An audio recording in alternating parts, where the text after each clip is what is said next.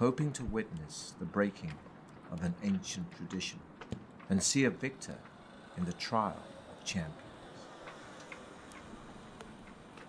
Oh, there should be a game title. Right, hang on. Don't press anything. Because the actual game wasn't on Twitch. Hang on. I sort of just left it blank even though I typed it. Marvellous. Didn't you update it or something? Yeah.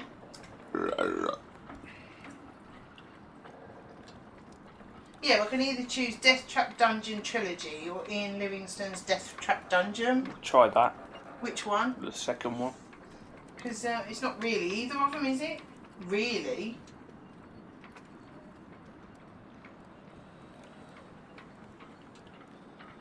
Oh, that is very slow. Hey, Dev! Hello, Dev. Yeah, it is, but it's like a different game, I mean. Right. How is the game sound for you guys before we go back on the game? Woody! Hello, Woody. Hi, Woody. He's bastard well dangerous. Yeah, before we go back on the game, how is the game sound? Can you hear it okay? Could maybe go up a tad, okay? Alright, we'll see how we go with that, because obviously there's nothing going on at the moment. So, right, you can carry on. Ready? Yep.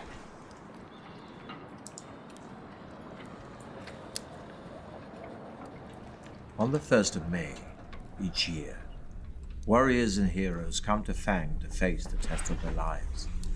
Survival is unlikely, yet many take the risk, for the prize is great. A purse of 10,000 gold pieces and the freedom of Chiang Mai forever. But to become champion is no easy task. Some years ago, a powerful baron of Fang called Sukhumvit decided to bring attention to his town by creating the ultimate contest. With the help of the townspeople, he constructed a labyrinth deep in the hillside behind Fang, from which there was only one exit. The labyrinth was filled with all kinds of deadly tricks and traps and loathsome monsters. Sukhumvit had designed it in meticulous detail, so that anybody hoping to face its challenge would have to use their wits as well as weapon skill. When he was finally satisfied that all was complete, he put his labyrinth to the test. Does that keep buffering for you He guys? picked 10 of his finest guards and fully it's armed. buffering for us. They marched into the labyrinth. They were never seen again. The tale of the ill-fated guards soon spread throughout the land, and it was then that Sukhumvit announced the first trial of champions. Messengers and news sheets carried his challenge, 10,000 gold pieces and freedom of Chiang Mai forever to any person surviving the perils of the labyrinth of Fang. The first year, 17 brave warriors attempted the walk, as it later became known. Not one reappeared. As the years passed, and the trial of champions continued, it attracted more and more challengers and spectators. Fang prospered and would prepare itself months in advance for the spectacle it hosted each May. The town would be decorated, tents erected, dining halls built, musicians, dancers, fire eaters, illusionists, and every sort of entertainer hired, and entries registered from hopeful individuals intent on making the walk. The last week of April found the people of Fang and its visitors in wild celebration. Everybody sang, danced, and laughed until the day broke on the 1st of May, when the town thronged to the gates of the labyrinth to watch the first challenger of the year step forward to face the trial of champions.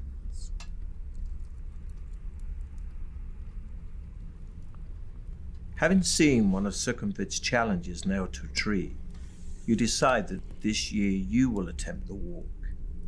For the last 5 years, you have been attracted to it not for the rewards, but for the simple fact that nobody has ever yet emerged victorious from the labyrinth. You intend to make this the year in which a champion is crowned. Gathering up a few belongings, you set off immediately. 2 days' walk takes you west to the coast, where you enter the cursed port Black Sand. Wasting no time in that city of thieves, you buy your passage on a small boat sailing north to where the river Coke meets the sea, and from there you raft upriver for 4 days, until finally you arrive in Fang. Sounds like a right ball ache to get there, doesn't it? The trial begins in 3 days' time, and the town is in an almost hysterical mood of excitement. You register your entry with the officials and are given a violet scarf to tie around your arm, informing everyone of your status. For 3 days, you enjoy Fang's greatest hospitality and are treated like a demigod. During the long merriment, you almost forget your purpose in Fang, but the evening before the trial, the magnitude of the task ahead begins to dominate your thoughts. Later, you are taken to a special guest house and are shown your room. There is a splendid 4-poster bed with satin sheets to help you rest, but there is little time left for sleep.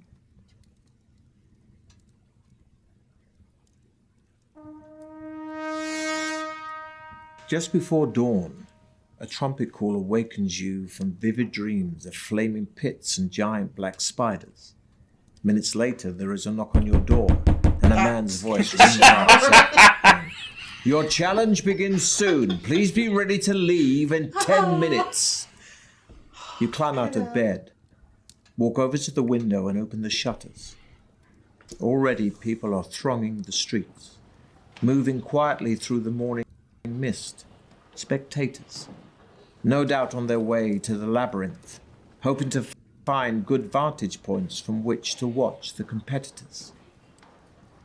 Walking over to a wooden table on which your trusty sword and shield lie, you pick them up and cut the air with a mighty sweep, wondering which beasts your sword's sharp edge may soon have to meet.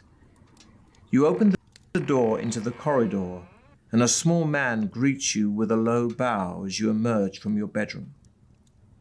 Please follow me, he says. He turns to his left and walks quickly towards the stairs at the end of the corridor.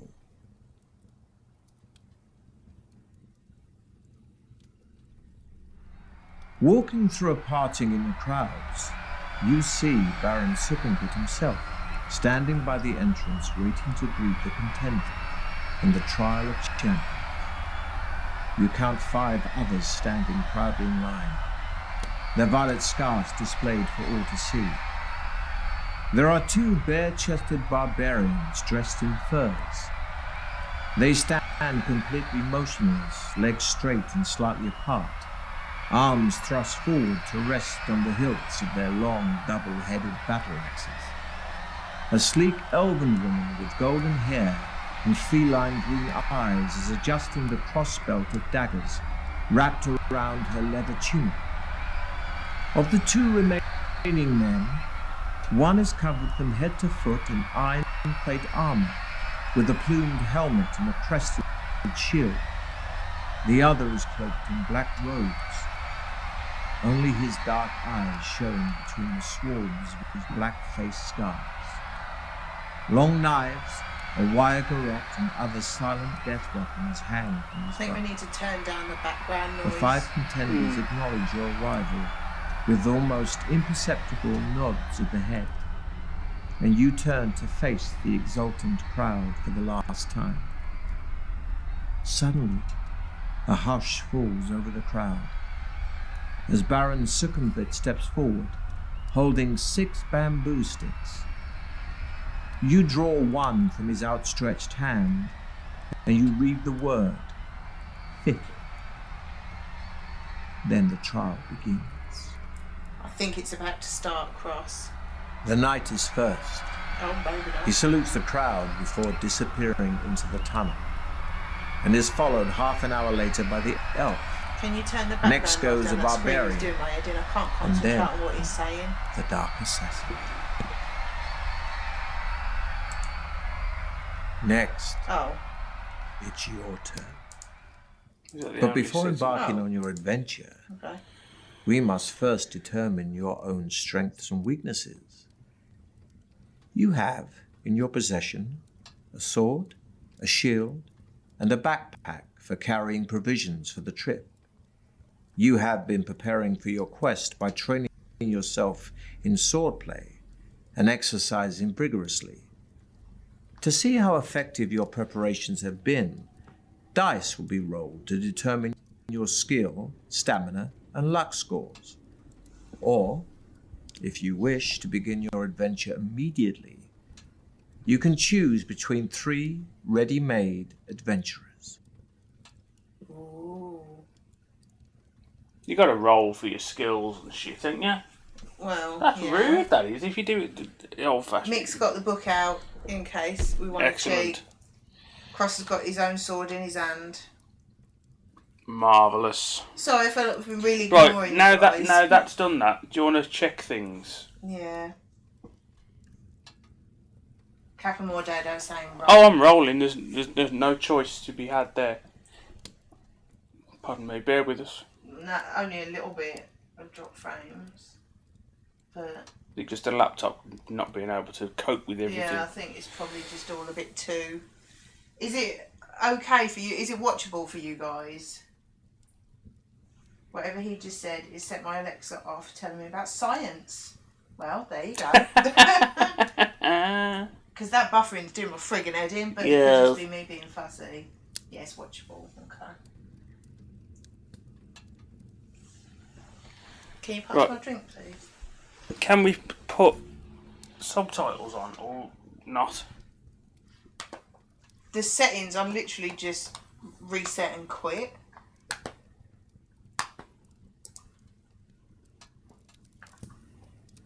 I've just thought. First, we'll roll for your initial level of skill.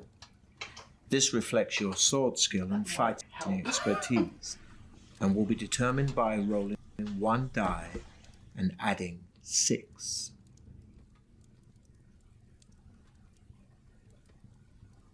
Yeah! Bitches! Nice. Why does Twitch think there are only 3 people watching? I don't know. I think it might actually be Twitch having a bit of a... Bollock. Yeah?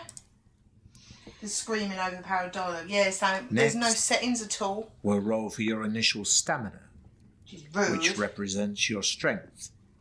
So the higher your stamina score, Lose the it longer because you Twitch is will a survive. prick. This will be determined by rolling 2 dice and adding 12.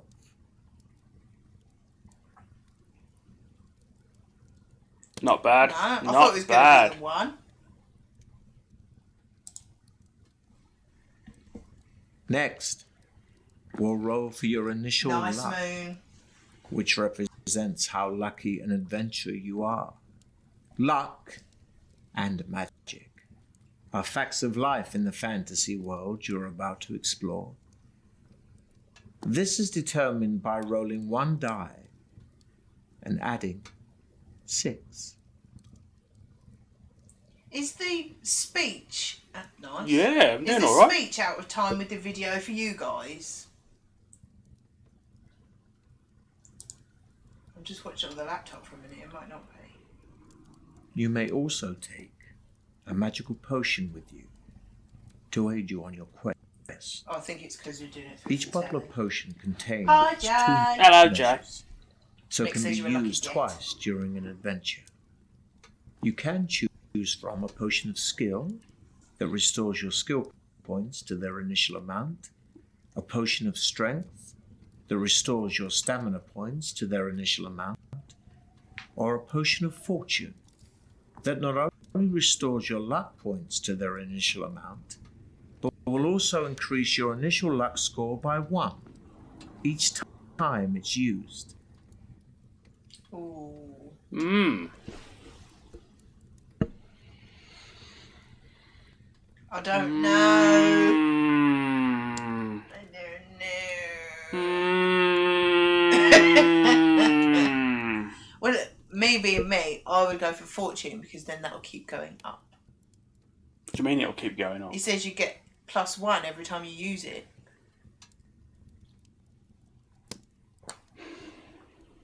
Cross says choose potion of vulgarity. I think I've maxed out the dice rolls for them in all fairness. He looks really smarmy waiting for you, doesn't he? Whoa! Hi, Mike! Hello, Mike. Mike got a double honk again.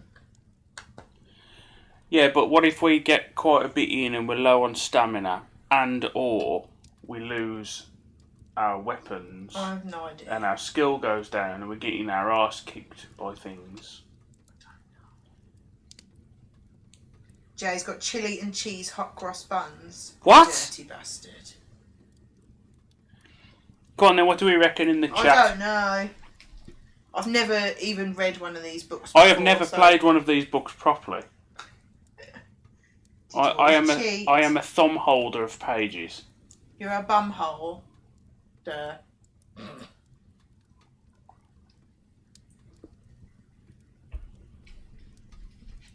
Mike always gets double honks because he rudely enjoys green tea. Oh yeah, while we're waiting I can show them this. Now this book, I don't suppose it's very easy to do, is it?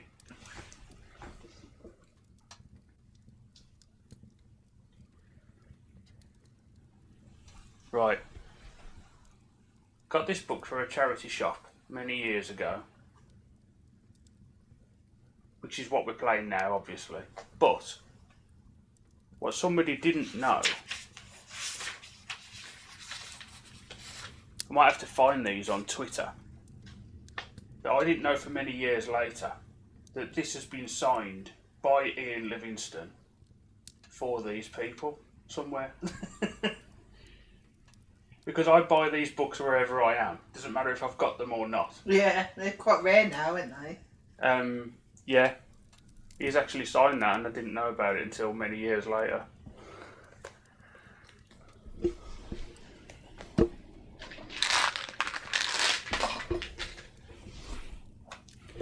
Because when I first... oh, go on, will you do it? I ain't messing with that.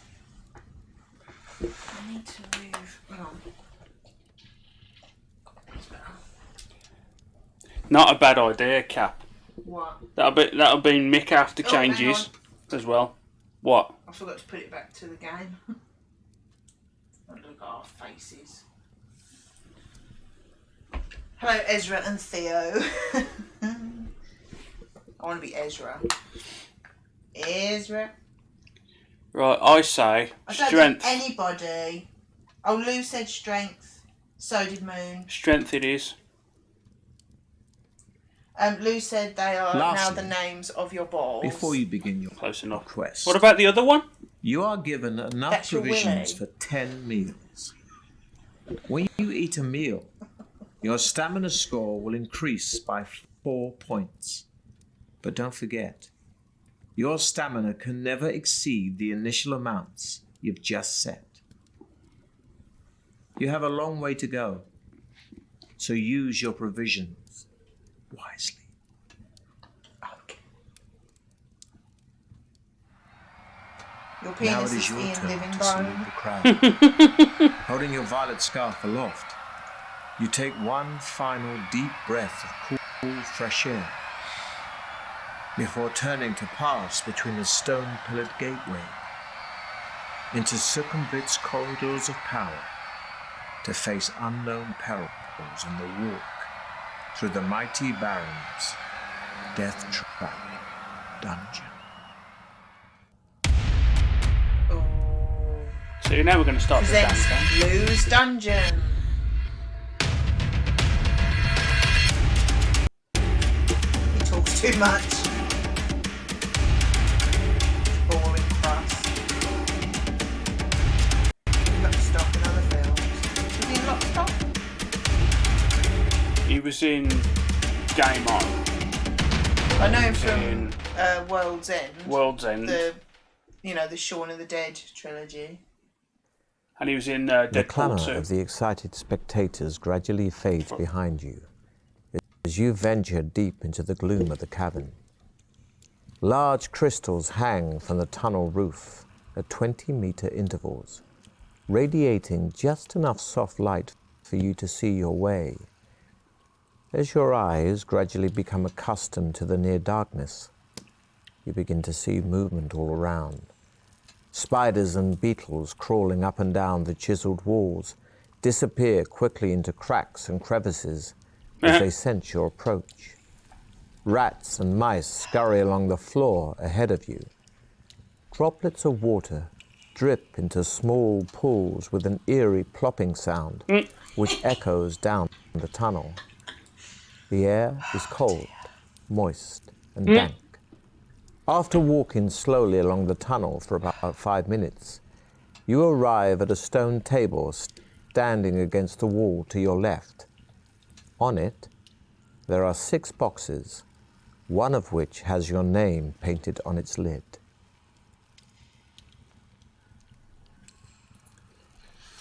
Well, you've got to open it. The lid of the box lifts off easily, and inside you find 2 gold pieces and a note written on a small piece of parchment addressed to you. After placing the gold in your pocket, you read the message, which says, "Well done. At least you had the sense to stop and take advantage of the token aid given to you. Now I can advise you that you will need to find and use several items if you hope to pass triumphantly through my Deathtrap Dungeon. Signed, Succumvit." Memorizing the advice on the note, you tear it into tiny pieces and continue north along the tunnel, where you come to a junction. A white arrow painted on one wall points west. On the floor, you can see wet footprints made by those who entered before you. It's hard to be sure, but it looks as though 3 of them followed the direction of the arrow, while one decided to go east.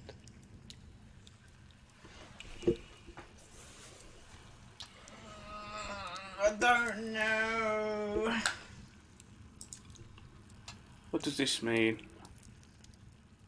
Ha! Cool. Easily pleased. Come on then. Moon says east. Cross says north because he's Yeah, dick. dickhead. Was the arrow pointing east? No, it was pointing west, wasn't it? Oh, Mike says Go west. Cap says find the light switch. Rodello says east. That's 2 for east. Oh no, Mike said west. West. I misread it. Well, that's half a point for east. So it's 2.5 to east, half to west. Lou said west. Yeah, because of course fucking you did. twat. Oh, God almighty. I don't know. So you have to make the deciding vote. No! Sarah said west because we're going of course west. she did. We're going so west. It's equal now. Oh, is it? Cross says west like a twat. Also. 1, 2 for east, 2 for west. 2 dickheads. Well, come on then, make a choice then. I don't know, there's no point asking me. I always hold the page and go back one if I don't like it. Is there a general rule that you should do as you're told, or you should go off exploring, or is it completely random? Nobody has won the Trial of Champions yet. Oh, okay. Everyone's being twats. Come along. We're on the first damn choice of an entire game book. West. Following the 3 sets of wet footprints along Mick just said the east. west passage of the tunnel, you soon arrive at a junction.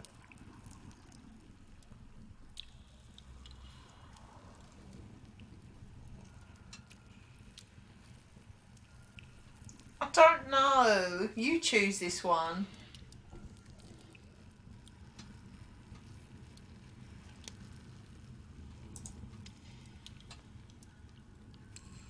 Walking along the tunnel, you are surprised to see a large iron bell hanging down from the ceiling. Oh, fucking hell! I don't know. Damn the delay on this stream. Ding ding. Go on, ring the bell. Oh, God.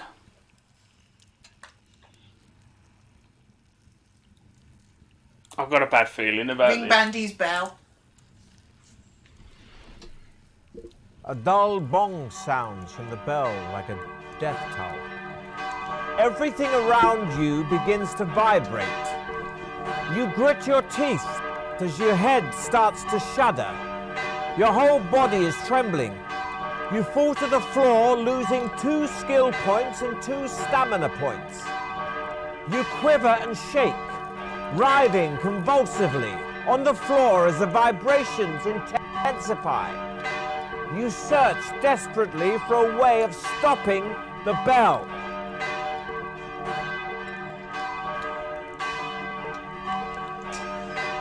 Have we fucked it already? Jesus Christ, I can't believe that. 2 skill points lost. That is ridiculous. That is a big deal, that is, by the way, considering how well we did. You die, you die, you die. What did you click? You Top pull your boot off your foot and force yourself to reach up and hold it against the bell. And slowly, the bell stops vibrating, and the pain in your body gradually eases. You manage to stand up, but you do not release your boot from the bell until it becomes completely still. You put your boot back on and continue your journey west. The tunnel veers sharply to the right Fuck's sake. and continues north for as far as you can see. You hear a tremendous commotion in the distance, growling and snarling and howling. You draw your sword and set off in the direction of the noise. Ahead, in the dim light, you see 2 hobgoblins fighting, punching, and kicking each other furiously. During your adventure, you'll enter into combat a number of times, and the further you go, the tougher your opponents will be. Combat takes place over several rounds, and your attack strength is based on yours and your enemy's skill scores. For each round of battle, we'll roll 2 dice for you and 2 for your opponent, adding the results to your skill scores. These are your respective attack strengths. Whoever's attack strength is the highest wins that round of combat. If you both had the same attack strength in a round, then it will be a tie. In some battles, you can take an opportunity to escape. But beware. If you do run away, your opponent will automatically score one hit on you as you flee, costing you 2 stamina points. So be sure you have enough. Such is the price of cowardice. You are playing using the traditional battle system from the original Deathtrap Dungeon book. At the start of each round, you'll have a short time to decide to fight or to build up your stamina by eating your provisions or taking a potion, if you have one. After each battle round, you'll be able to test your luck. By using luck in battles, you can either score a more serious wound on your opponent or minimize the effects of a wound scored on you. If you test your luck after you have just wounded your opponent, we'll roll 2 dice, and if the total is the same or less than your current luck score, you will have been lucky and will take an extra 2 points from your opponent's stamina. But if the roll is greater then the damage to your opponent will be halved. If your opponent has just inflicted a 2 stamina wound on you, a lucky roll will halve that damage, but an unlucky roll will take an additional stamina point. One last thing. Testing your luck has a cost. Each time you test your luck score will be reduced by 1 point. Next to where Did you the get all hobgoblins that? are fighting, Good. there is a leather bag lying on the floor. And it seems to be this that they are fighting over.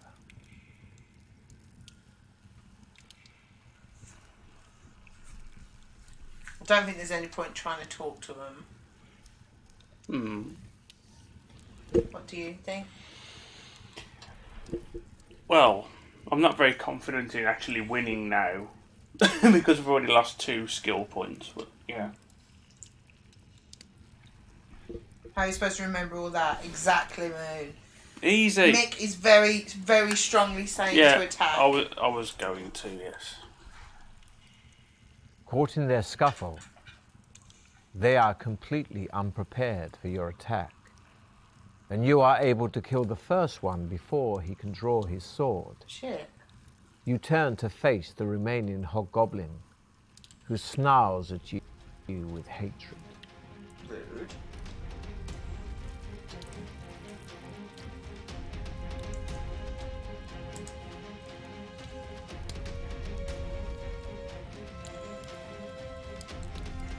The hobgoblin runs at you, but you twist aside as your sword lands home. Also win. Thanks.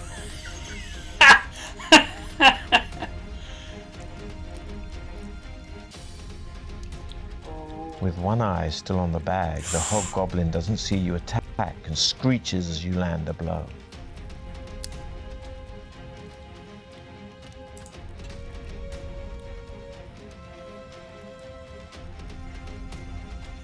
Pretending to be tired, you bend over but grab a handful of dirt and throw it in the hobgoblin's face, making your subsequent attack very effective. Cut and bruised from your victorious battle, you see that the hobgoblins have nothing of any use to you on them. So you decide to open the bag on the floor. Inside, you find a corked earthenware jug. You uncork it and sniff the liquid inside. It smells sharp and acrid.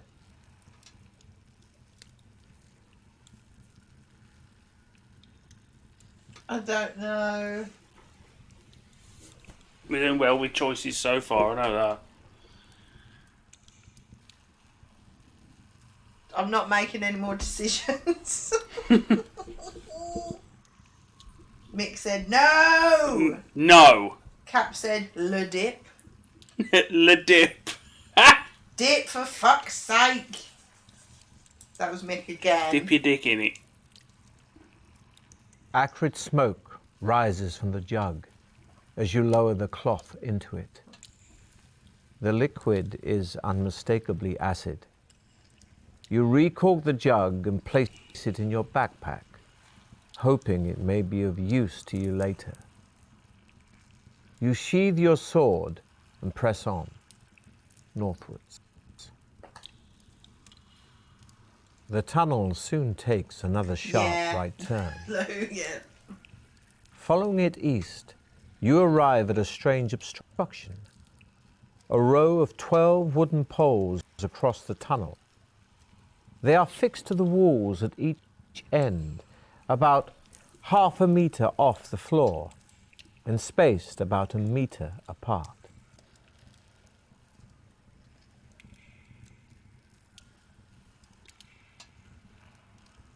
I don't know. Oh, see you in a bit, Cross. Doing a bit cross.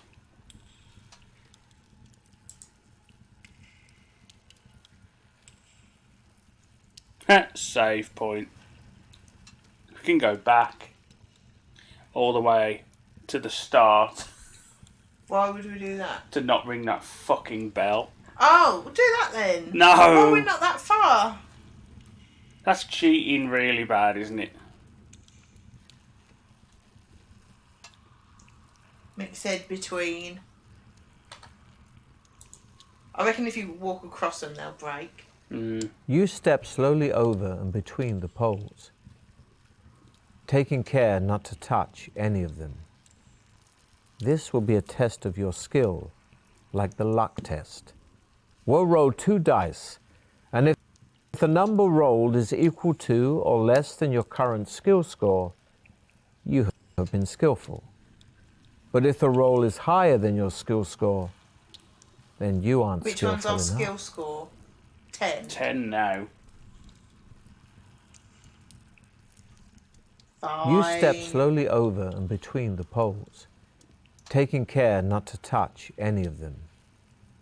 Why couldn't we After just resting crawl for a underneath while, them then? you They're a set off metre high. east again. The tunnel ends at a junction. The footprints you have been following turn north, and you decide to stay with them. You soon come to another junction in the tunnel. One branch leads east, but the wet footprints you have been following continue north, and you decide to follow their trail. The passage opens out into a wide cabin which is darker but much drier. Ahead, you see the footprints gradually fade, then disappear. There is a large idol in the center of the cabin that must be 6 meters high. In its head are jeweled eyes, each as big as your fist. On either side of the idol stand 2 giant stuffed, bird-like creatures.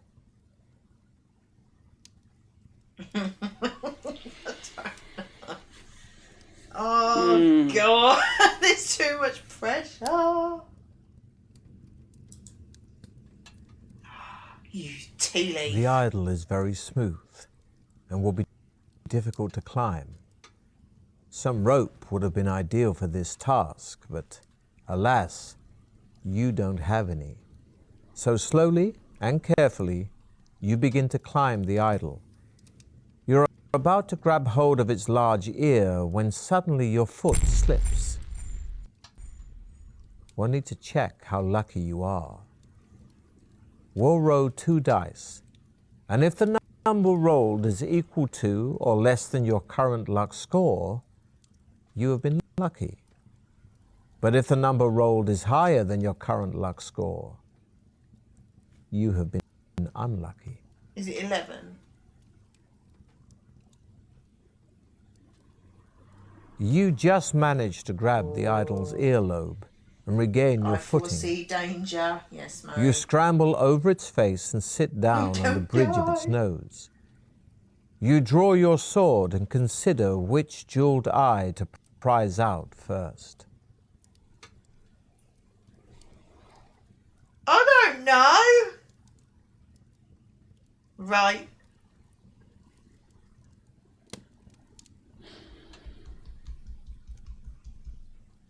Mick says left. I know we need to do this, but I couldn't remember which one it was. Dado says left. As you touch the emerald eye of the idol, you hear a creaking sound below you. Looking down, you are shocked to see the 2 stuffed birds taking flight. Their wings flap in jerky movements, but they are soon above you and look set to attack. You'll fight the flying guardians, one at a time, but your skill is reduced by 3 during this combat Rude. because of your restricted position.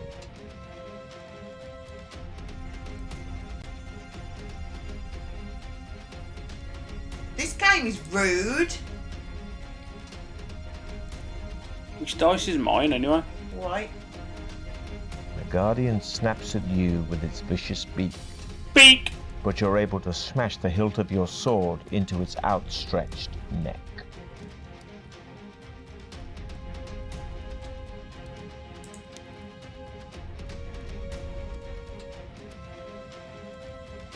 Oh dear. Clawing at your leg with its talons, the Guardian rips away a chunk of your stamina.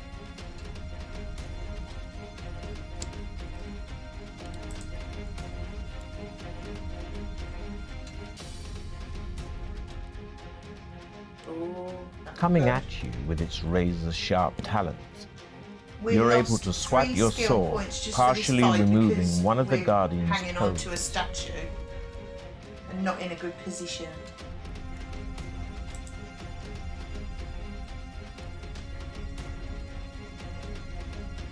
You're able to grab the wing of the Guardian and send it crashing into the idol. It recovers, but you took some of its stamina.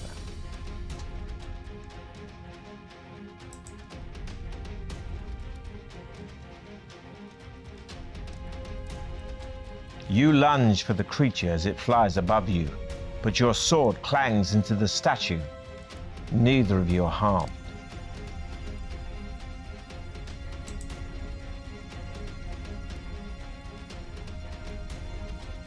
Ooh.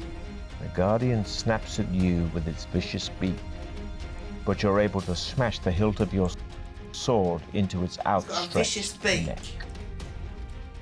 The crumpled form of the first flying guardian falls crashing to the floor. So you ready yourself to take on the second.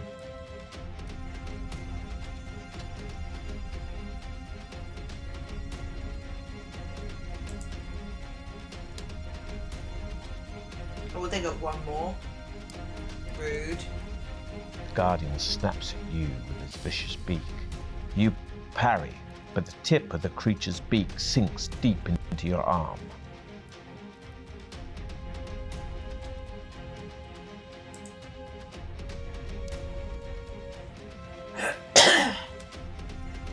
Coming at you with its razor-sharp talons, you're able to swipe your sword, partially removing one of the Guardian's toes. Cut his toe off. It's rude. It's nice they attack you one at a time. It is, isn't it? It's very polite. You're able to grab the wing of the Guardian and send it crashing Smashed into his the idol. beak off. It How many recovers, points have I lost? Is it but worth you using took some of provisions its to go stamina. back to maximum or not? I don't think you've lost that many. You haven't lost many times. No, Yeah. in general, I mean, and now The beating wing of the Guardian I'm smashes losing into like the fucking side of your nobody's head, business. leaving you seeing stars and sapping your stamina. I'm not sure.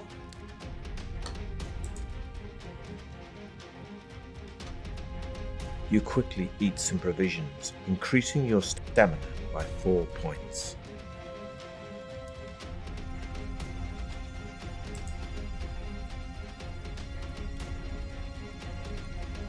Ooh. It's annoying The me when the Guardian dice go snaps at behind that you bit with so you its can't vicious read them beak. very well. But you're able to smash the hilt of your sword into its outstretched Lou neck. thinks we started on 21 stamina.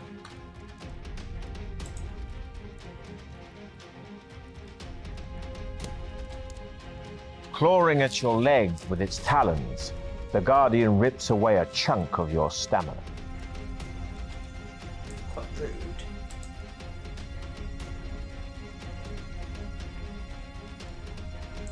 Guardian Ow. snaps at you with its vicious beak.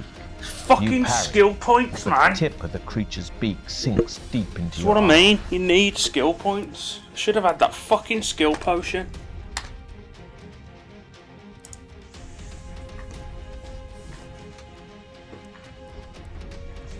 The beating wing of the Guardian smashes into the side We of ain't your gonna do head, this. leaving you Well, seeing it's not stars. like we can't start again, is sapping it? your stamina. Bloody hell.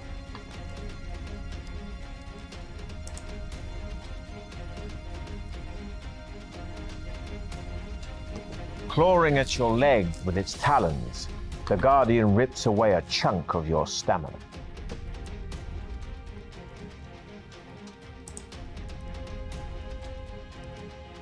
You quickly eat some provisions, increasing your stamina by 4 What points. does try your luck do?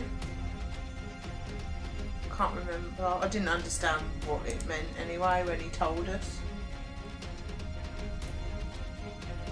They have had ridiculously good rolls though, haven't they? You parry, but the tip of the creature's beak sinks deep into your arm. Woody said, don't take it out on onion bollocks. Poor Lester.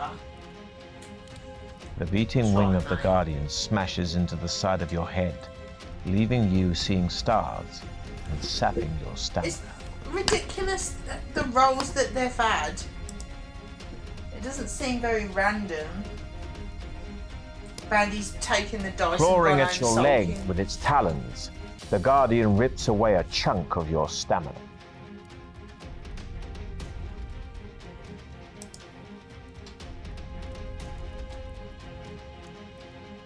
See, look at that. The Guardian snaps at you with its vicious beak. It's not very If random. I die now, But I'm the just tip carrying. of the creature's beak not sinks deep fucking- into your arm. I shouldn't have bothered to even try.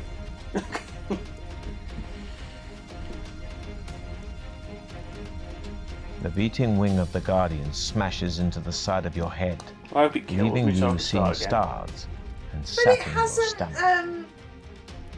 it's not very random at all, is it? All the high rolls that they've had.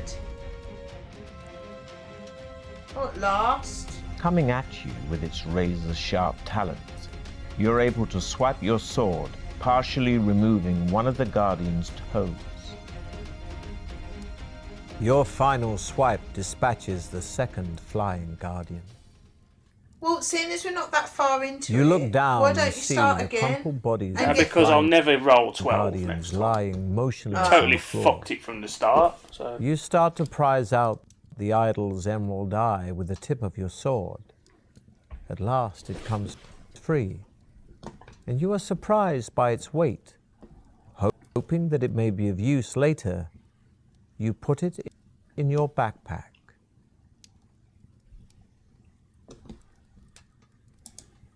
You're not getting the right eye. no. Why? You lower Because yourself reasons. carefully down the idol, and wasting no more time in the cavern, run forward to the tunnel in the northern wall. Not much farther down the tunnel, you come to a closed door on your left. Cap says, can you Putting your load a ear to save? the door, you listen intently but hear nothing.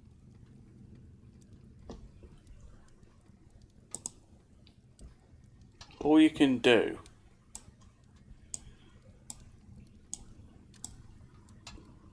Is that the start? Yeah. You go there. But then really you want to re-roll. You want to start again and re-roll and get skill, don't you? Because what we'd have to do is go, if that is the start, because I'm not sure whether it is not ring the bell and do what we just did. Yeah. We'll do that then. Or just start again.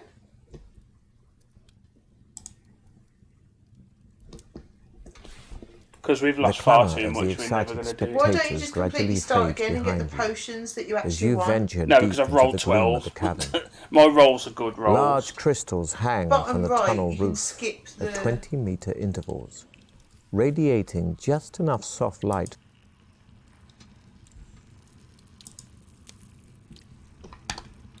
The lid of the We West. got him in. West. Yeah, it was West.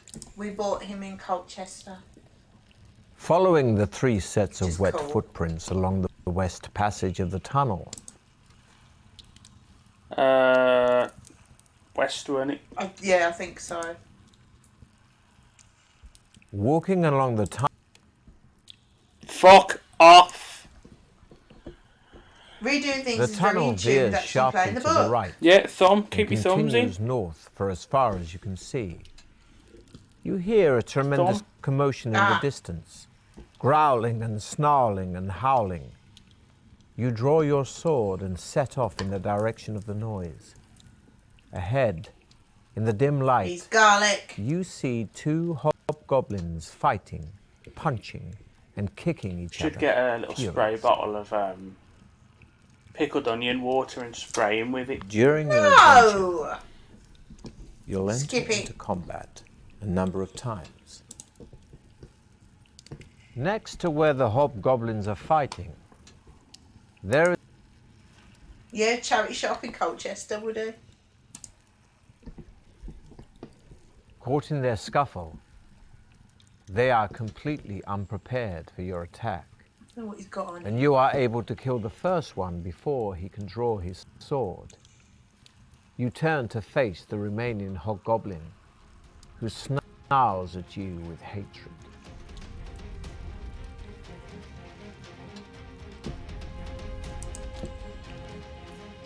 Kill, kill, kill.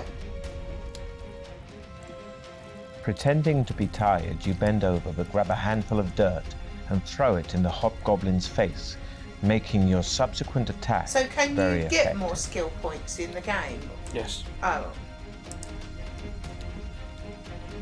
Pick up rocket launchers and shit. The hobgoblin runs at you, I don't know if that's but true you or twist not. aside as your sword lands home.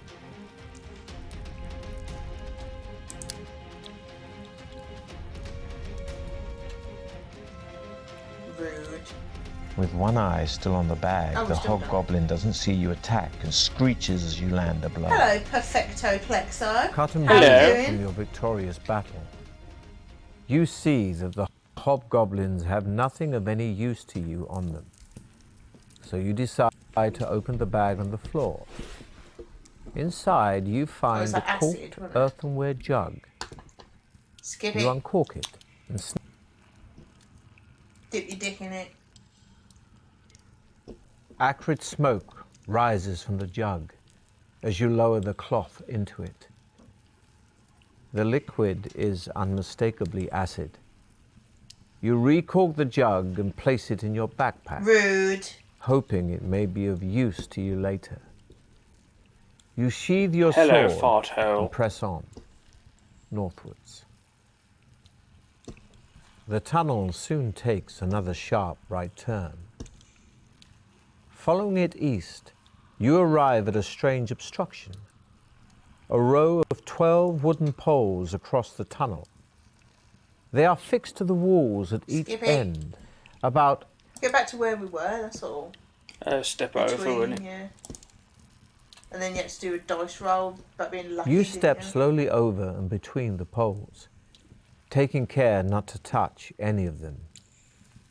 This will be a test of your skill, like the luck test. We'll roll 2 dice, and if the number rolled is equal to or less than your current skill score, you have been skillful. But if the roll is higher than your skill score, then you aren't skillful enough. Well, we can't lose, can we? Smashed You it. step slowly over and between the Are poles, you happier now? taking care not to touch Stop all. any of them. Skip It it. annoyed me. Skip After it. resting, the tunnel ends at a junction. The footprints you have been No pole following touching turn the north, British. and you Won't touch decide your to pole stay anyway. with them. The way it's been. Pool. You soon come to another junction in the tunnel. One branch leads east, but the wet footprints you have been following continue north, and you decide to follow their trail. The passage opens out into a wide cabin which is darker but much drier. Ahead, you see the footprints gradually fade, then disappear. There What's is a large D20? idol in the center of the cabin that must be The dice. 6 meters high. In its head are jeweled eyes, each as big as your fist. On either side of the idol stand 2 giant stuffed, bird-like creatures. Oh, lovely, lovely. What? Talking about Targetless's penis. Where it's been. Has it now? Well, you learn something every day, don't you? Wow. Well, And now you know. that sort of thing is normal between brother and sister, and in certain Well- parts of the country. So, I'm not going to Don't judge. like to I'm not judge, going to you judge know. too harshly.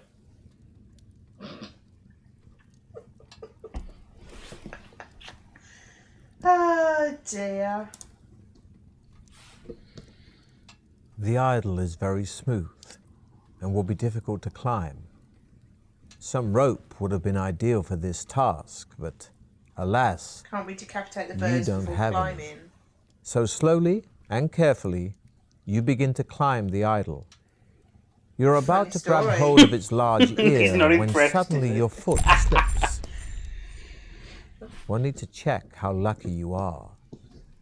We'll roll 2 dice, and if the number rolled is equal to or less than your current luck score, you have Almost been got lucky. into a fight in a chippy. But if the because of that number exact rolled is comment. higher than your current luck score, you have been unlucky.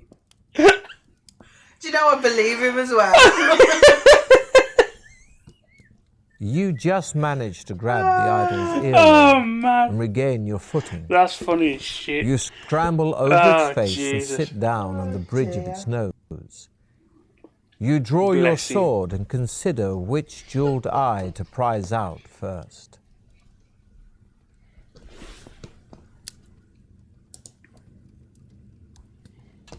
As you touch the emerald eye of the idol, you hear a creaking sound below you. Looking down, you are shocked to see the 2 stuffed birds taking flight. Their wings flap in jerky movements, but they are soon above you and look set to attack. You'll fight the flying guardians, one at a time, but your skill is reduced by 3 during this combat because of your restricted position. I reckon you would have been better with a skill potion than a health one. Only in this particular thing, isn't it? True. I suppose they're all handy in different ways. Handy J. You're able to Yes. grab the wing of the guardian and send it crashing into the idol. It Plus recovers, being rude because but it's you been took quiet all some of its weekend. stamina. Stop being rude. Stop being normal.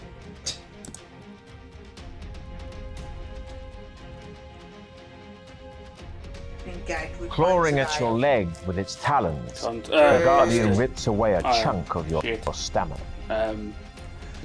Gosh darn it. Darn it.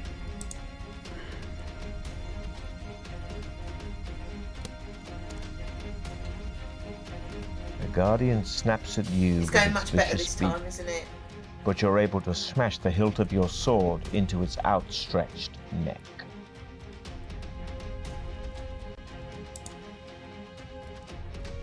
No one's normally new.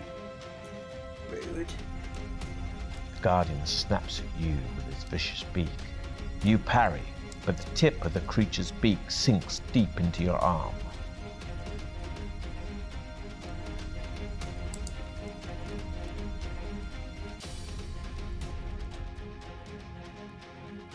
Coming at you with its Oh, I razor-sharp didn't even got talons, that one. I couldn't add it up quick you're enough. able to swipe your sword, partially removing one of the guardian's toes. It's quite rude cutting his toe off.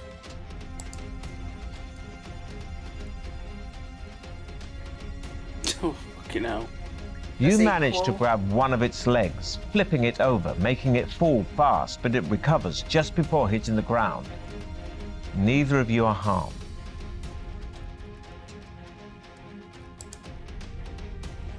Cross is drinking beer, Hawks, Florida, Vice. You're able to grab the wing of the guardian and send it crashing into Have the you just idol. picked random words Recovered. and just made a You beer took up? some of its stamina.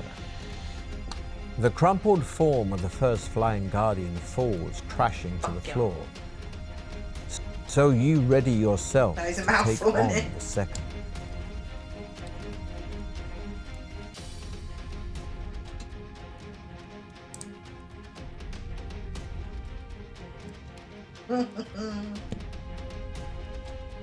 The guardian snaps at you with its vicious beak, but you're able to smash the hilt of your sword into its outstretched neck.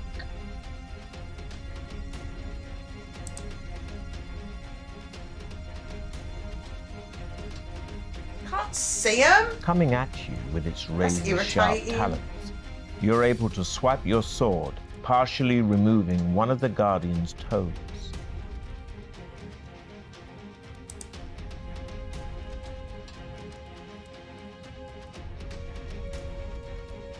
You lunge for the creature as it flies above you, but your sword clangs into the statue. Neither of you are harmed.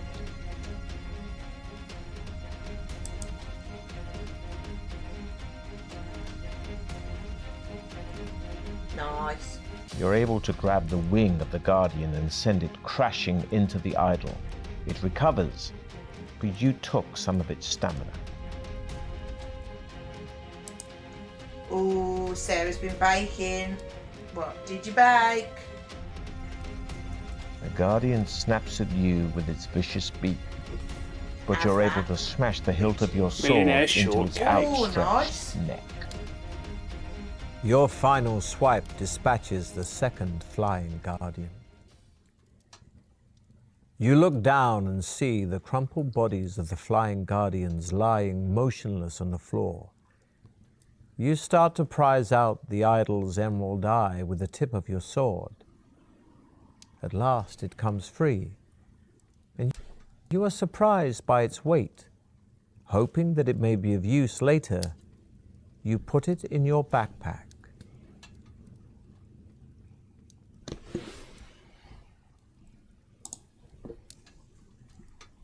You lower yourself carefully down the idol, and wasting no more time in the cavern, run forward to the tunnel in the northern wall. Not much farther down the tunnel, you come to a closed door on your left.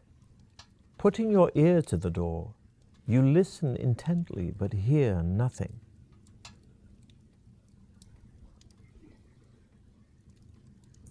Don't know. You got to go in the door, though, ain't you?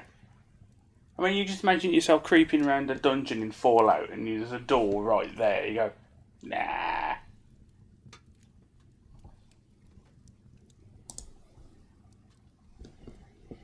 You enter a room which is small and completely empty. As soon as you are inside, the door slams shut behind you. Suddenly a voice booms out of nowhere, shouting, "Welcome to Deathtrap Dungeon, the ingenious killer labyrinth of my master. Adventurer, I trust you will pay your respects to my master by shouting out his name."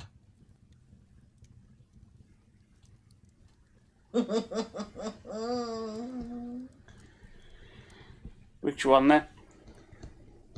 I don't know. Ah, it says worm. I'm going for worm. You take a deep breath and shout, "Succumvit as a worm!" Once again, the mysterious voice calls out, only this time, to your great surprise, in a far less threatening tone. Good. My master likes those who show spirit. Take this gift to help you. It will grant you one wish, but one wish only. Farewell. A gold ring magically appears out of nowhere and lands at your feet with a gentle tinkle. You pick it up and put it on one of your fingers.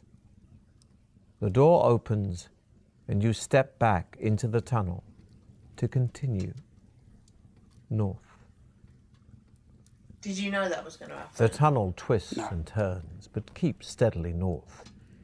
Ahead, you see a thin shaft of blue light streaming down from the ceiling to the floor.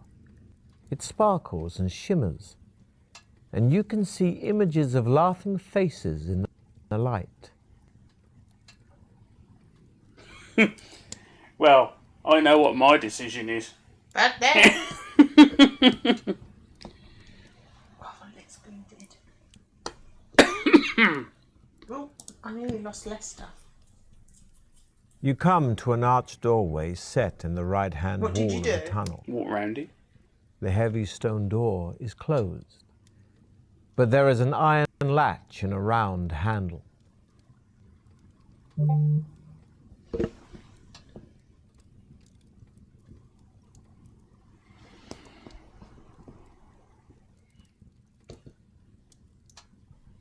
Come on, you've got to make a decision. Try the door. Lifting the latch and pushing the heavy stone door open, you find yourself in a large cabin. The light is dim and murky, but as your eyes begin to adjust, you see that the walls are covered in green algae and running with moisture. The floor is strewn with straw. The atmosphere is warm, damp, and fetid. And a soft humming sound fills the Team air. Onion. Cheers, Jack. Cheers, Jay. You step gingerly through Gingerly. the straw towards a corner of the cabin where there appears to be a shallow pit. Peering warily into the pit, you are disgusted to see a mass of pale, writhing worms, some as much as 1/2 meter long. Nauseated, you are about to turn away when you notice that their undulating bodies are swarming around a dagger, its point held fast in a crack in the pit floor. The hilt is cased in black leather, studded with opals, and the blade is fashioned from a strange, reddish-black burnished metal you have never seen before. You long to touch the dagger, but this would mean plunging your hand in among the writhing worm.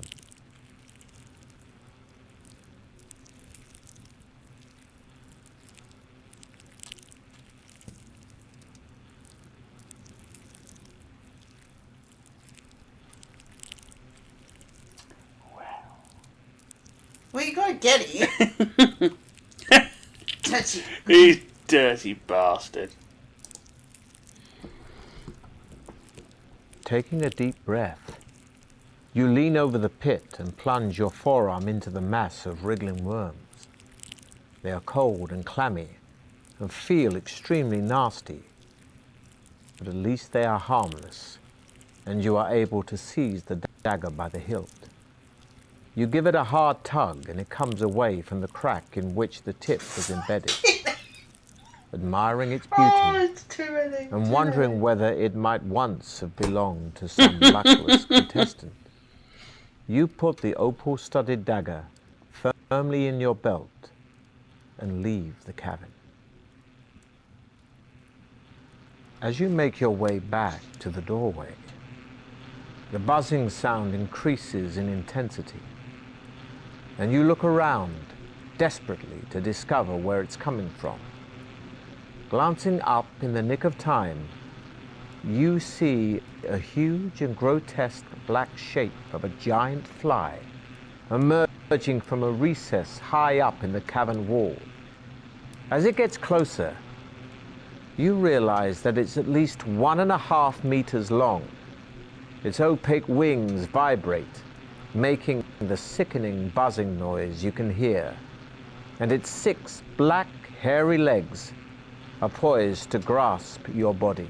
Oh dear. Below, its multifaceted eyes is a long, shiny black proboscis, which darts in and out venomously.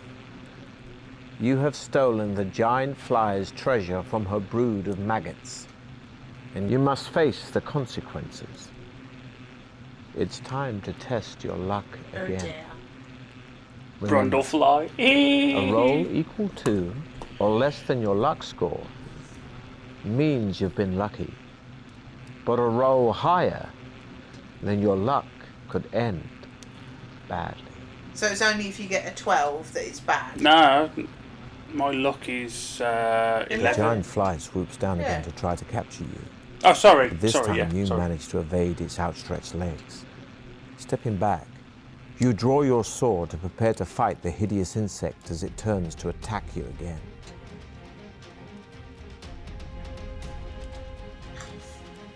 Ow.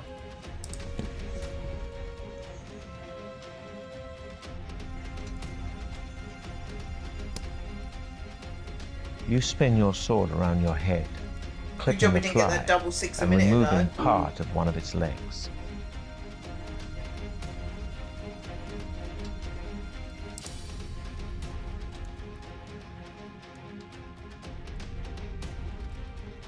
You hurl yourself at your enemy, fist flailing, and land stunning blow. You can punch it.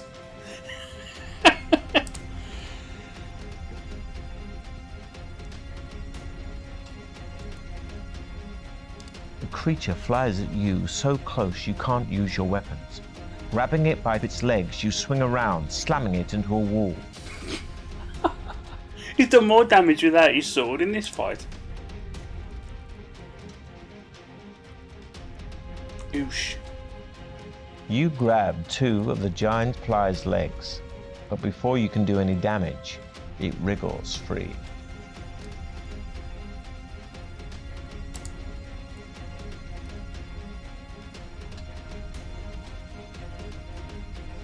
You spin your sword around your head, clipping the fly and removing part of one of its What are we having legs. for dinner?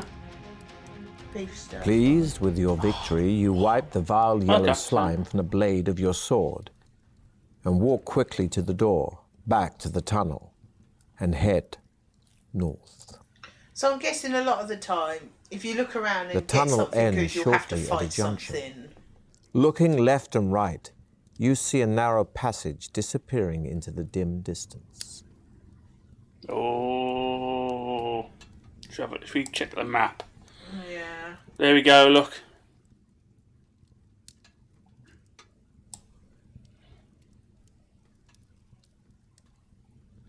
What do you reckon? Well, we went west last time. Should we just go east this time? I've no idea. I don't know. I can't remember. Genuinely. There's only certain things I remember, like that statue. Because if you was to do... Oh, yeah. If you was to do it differently, it won't end well. What you get deaded? You walk down the passage and soon find yourself standing at the edge of a deep, dark pit. The Which way passage did you go? continues east on the East. other side Old of the pit. Mexico West. Oh dear. You think you could probably jump over the pit, but you're not sure. There is a rope hanging down from the ceiling over the center of the pit.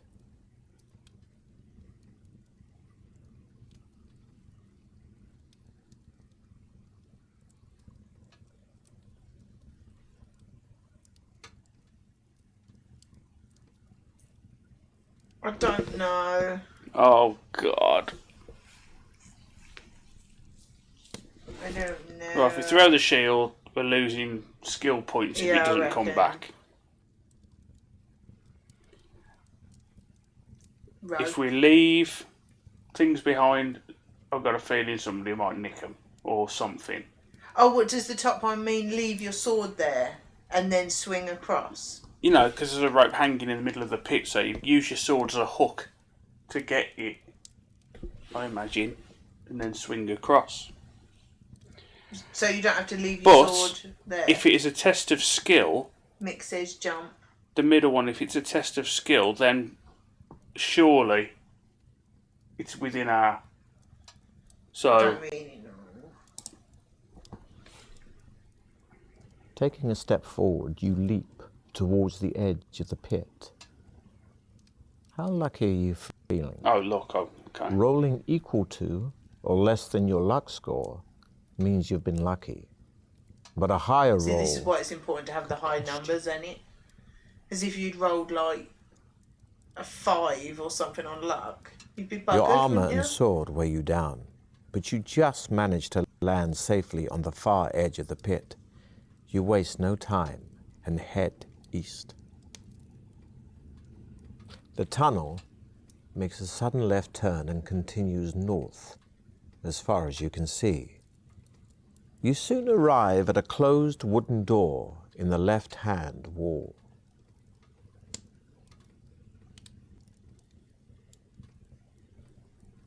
We gotta open the door. Why not? Why not what? Why not open the door? What did I say? Nothing? Oh, I thought you said no. No, I did not! No. Made a drink. Move that feckin' onion. Get off my pissing headphones! Stupid asshole. I've got a cough now. Good. Have your legs fall That's off? not very nice, is it? He's a Gunyan. His mum was an onion and his dad was a garlic. Have you washed this t-shirt since I've had it? Because I don't think I've ever worn it. Was it deodorant? Because I opened a new one. No, I don't think I have washed it. I don't think so. He's a Gunyan. I can't remember which way around it was. His mum's a garlic, his dad's an onion, I think. So, yeah, that's what he told me. Got a dirty face. Something on his face. We did come from Colchester. Well, could be anything then, couldn't it? I like his little legs. Can make him dance.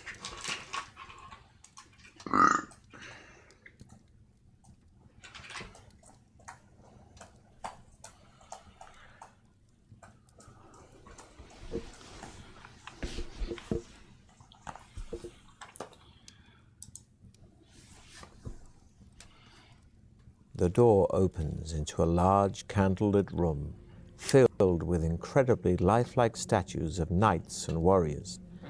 A white-haired old man, dressed in tattered rags, jumps out from behind one of the statues and starts to giggle. Though he looks like a fool, the sparkle in his eyes makes you think there is more to him. In a high-pitched voice, he says, "Oh, good! Another stone for my garden. I'm glad you have come to join your friends. Now, I'm a fair man, so I'll ask you a question. If you answer correctly, I'll let you go free. But if your answer is wrong, I'll turn you to stone." Dear. He starts to chuckle again, obviously pleased with your arrival. I don't think we're going to get very far without playing his game. No. Will you stop messing with that thing?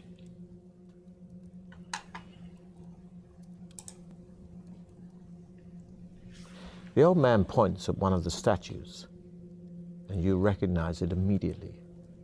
It is the knight who started the trial of champions. The agonized look on his face locked in stone for eternity. The old man smiles, saying, This man weighs 100 pounds plus half his weight. How much does he weigh? "What will you answer?"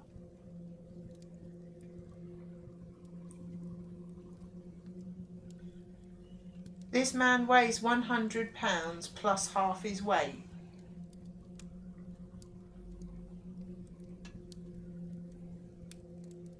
Hang on. My first instinct would be to say £150. But Yeah. if he weighs £100 now, would that mean he weighed £50 before? Or something like He that? weighs 100 pounds plus half his weight.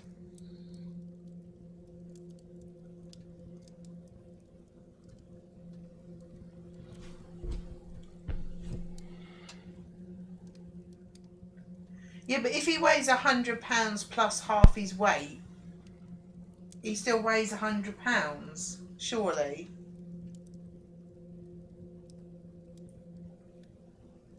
Because how can you work out half his weight if it's not 100 pounds? Now, I know the answer to this, Right. but I don't know why. Okay. If that makes any sense. Yeah. I know because I've done this before. Right. But I don't understand the answer, so I need an explanation. Do you know the answer from the book, Lou, or have you figured it out? So I'd like to know the reason why, because I don't get it, because I'm thick as shit. It weighs 100 pounds plus half his weight.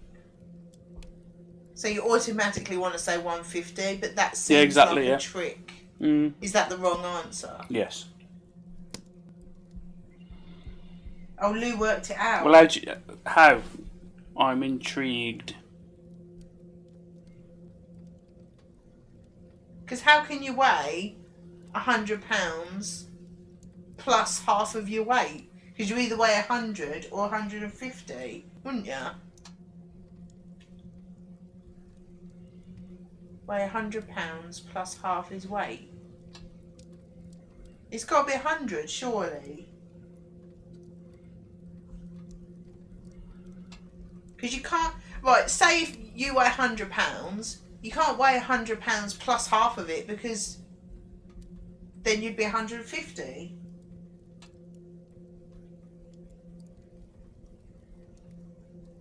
It's 200. He weighs 100 plus half of his weight, i.e.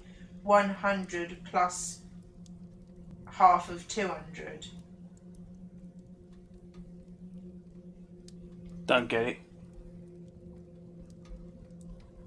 I am an imbecile.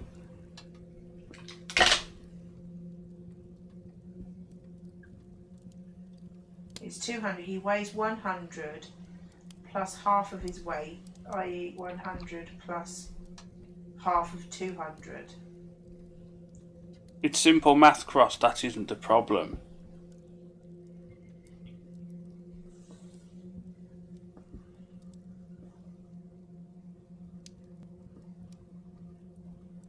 Come on, you're the countdown queen. You're supposed to bleeding know this.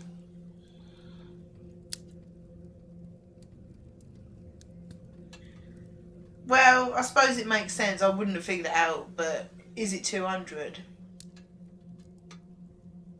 It's 200. The answer is 200. But I do not understand it, and I won't pretend to. I would never have come up with that. Still smiling, the old man looks at you and says, Well done, stranger. You have answered correctly.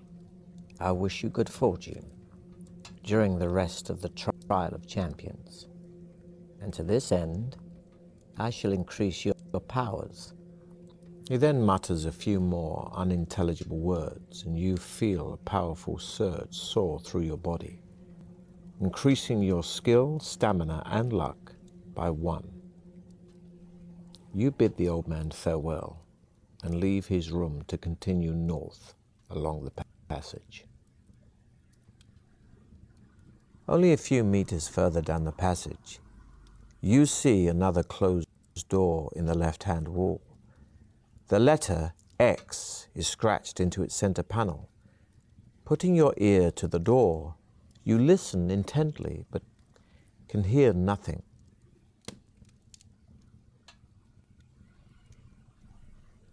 Well, you're going to have to open every door, because you'll miss something good.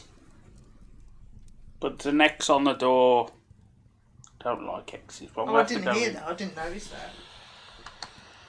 Oh, don't know then.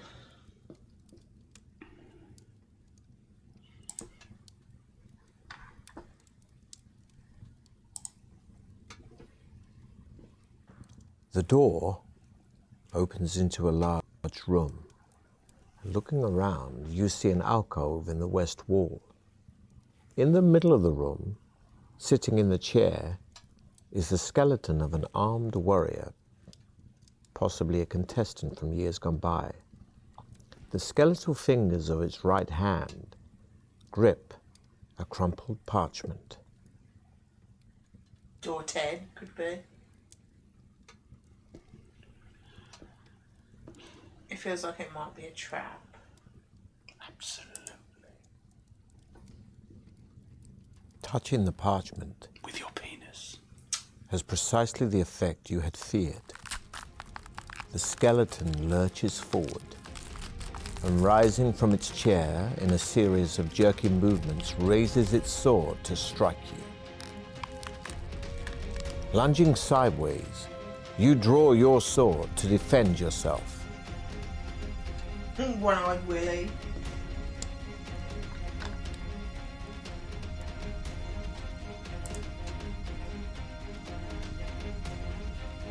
How does a skeleton have stamina?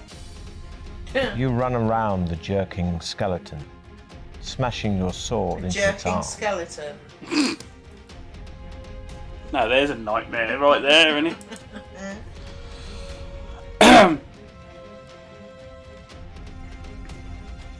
The the skeleton is strong. Shouldn't my skill be on 13? slow. I gained a skill point. You swing your sword, which smashes into its Yeah. leg.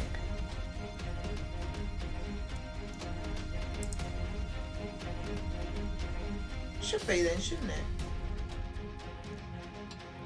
Crafty! You dodge to the side Hello. as the Skeleton warrior came at the swings wrong its time. Or sword, the right time, depending You on kick how out. your mind works. knocking its legs How out you doing? from under it. Once again, you reach for the parchment, It's a only walking this skeleton time who lying gives amidst fuck a about pile stamina of at this broken point. bones. That's true. Thank you very much. Unfolding it, you see a map of a room with a drawing of a hideous creature inside it. Beneath the monster is a rhyme which reads, "Should you meet the manticore, of its tail beware. Shield yourself against the spikes flying through the air." You fold up the piece of parchment and put it in your backpack, repeating the rhyme over and You over can't to gain yourself. more than your initial skill You walk score. across to Bollocks. the alcove. At the back of the alcove are some So steps that's leading offered. down She will into a pack some cellar. more. No, what did you have for Cobwebs lunch? brush your Yeah, face not as bad, you cheers. descend. The cellar ceiling is quite low, and the floor is strewn I with don't think we're debris. doing over well on this. In the game. middle of the wall opposite you is an archway, which leads into another crystal-lit tunnel. There are large mushrooms growing on the debris to your right.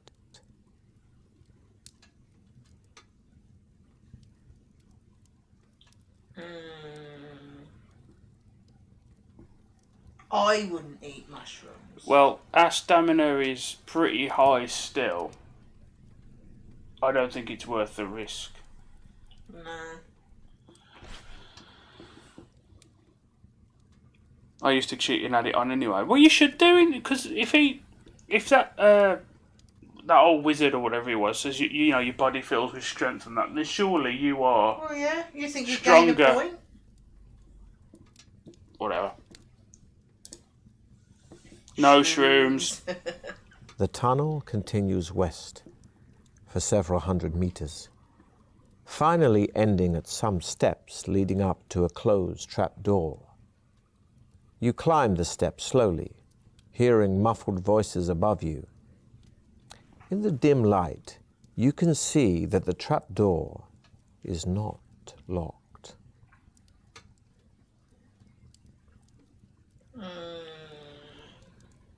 Well, it's very rare that there's anything actually nice in there. You know. Yeah, true.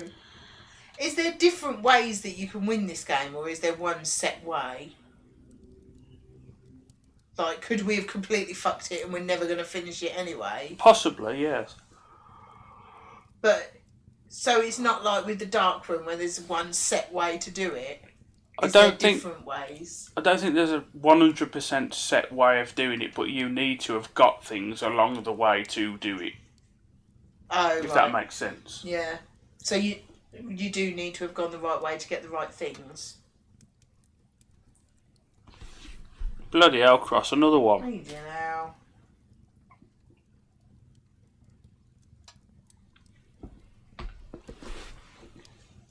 Right, I say burst through, penis first. Yeah. This is an early one, so there might be one way, more or less. Oh, okay. Do you reckon we've buggered it already? Probably. Who cares? You throw the trapdoor open and run up the steps into a bright, lantern-lit room. Two goblins are sharpening their short swords on a stone Oh, set that in the frightened me. middle of the floor. You catch them momentarily off guard, but they quickly recover and both rush forward to attack you. A point of note here, adventurer. Because of the shape of the room, both goblins will have a separate attack on you in each attack round. However, here your attack will only be effective on one of the goblins. Against the other, you must still use your attack strength in the normal way. But even if your attack would have been effective, you will not wound it. It will just count this as though you have defended yourself. However, If its attack strength is greater, it will have wounded you in the normal way. Rude. Didn't quite follow that.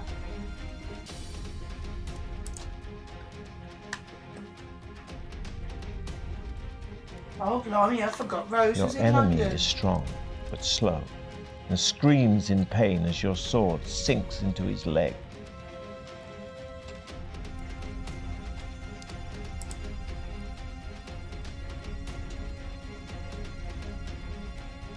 You both swing for each other, and in the confusion, both miss. Why didn't that work? Because against the second goblin, you defend yourself. If you win. You hurl yourself at your enemy, fists flailing, and land a stunning blow.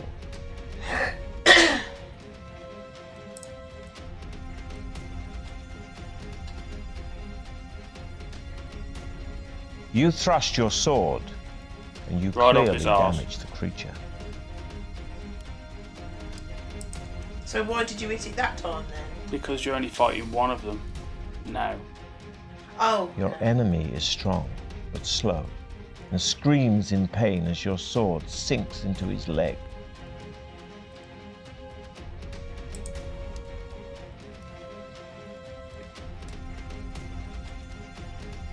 You hurl yourself at your enemy, fists flailing, and land a stunning blow.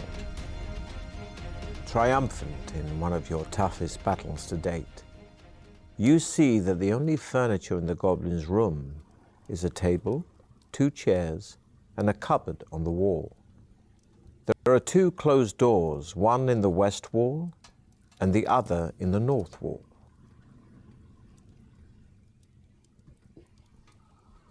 Well, you got to open the cupboard. Well, haven't yeah, I you? was going to say, open the cupboard first.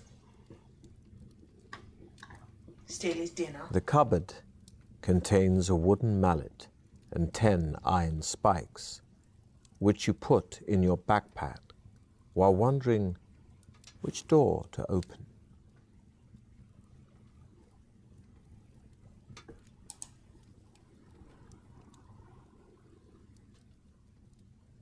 I don't know.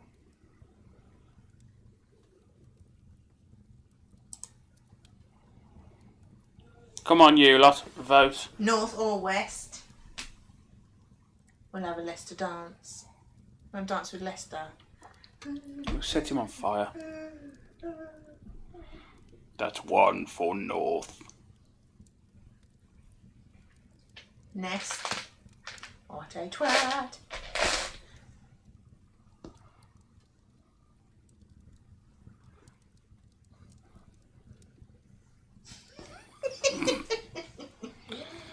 It's too much Oh, Jesus. What a bunch of dicks! No, he can't. North, Proceed Capwings. in the direction you believe to be north. The door Likewise. opens into another tunnel, which rises gently into the distance. After walking uphill for a while, the tunnel levels out, and you soon arrive at a door in the right-hand wall, to which a withered hand is nailed. Oh, nice.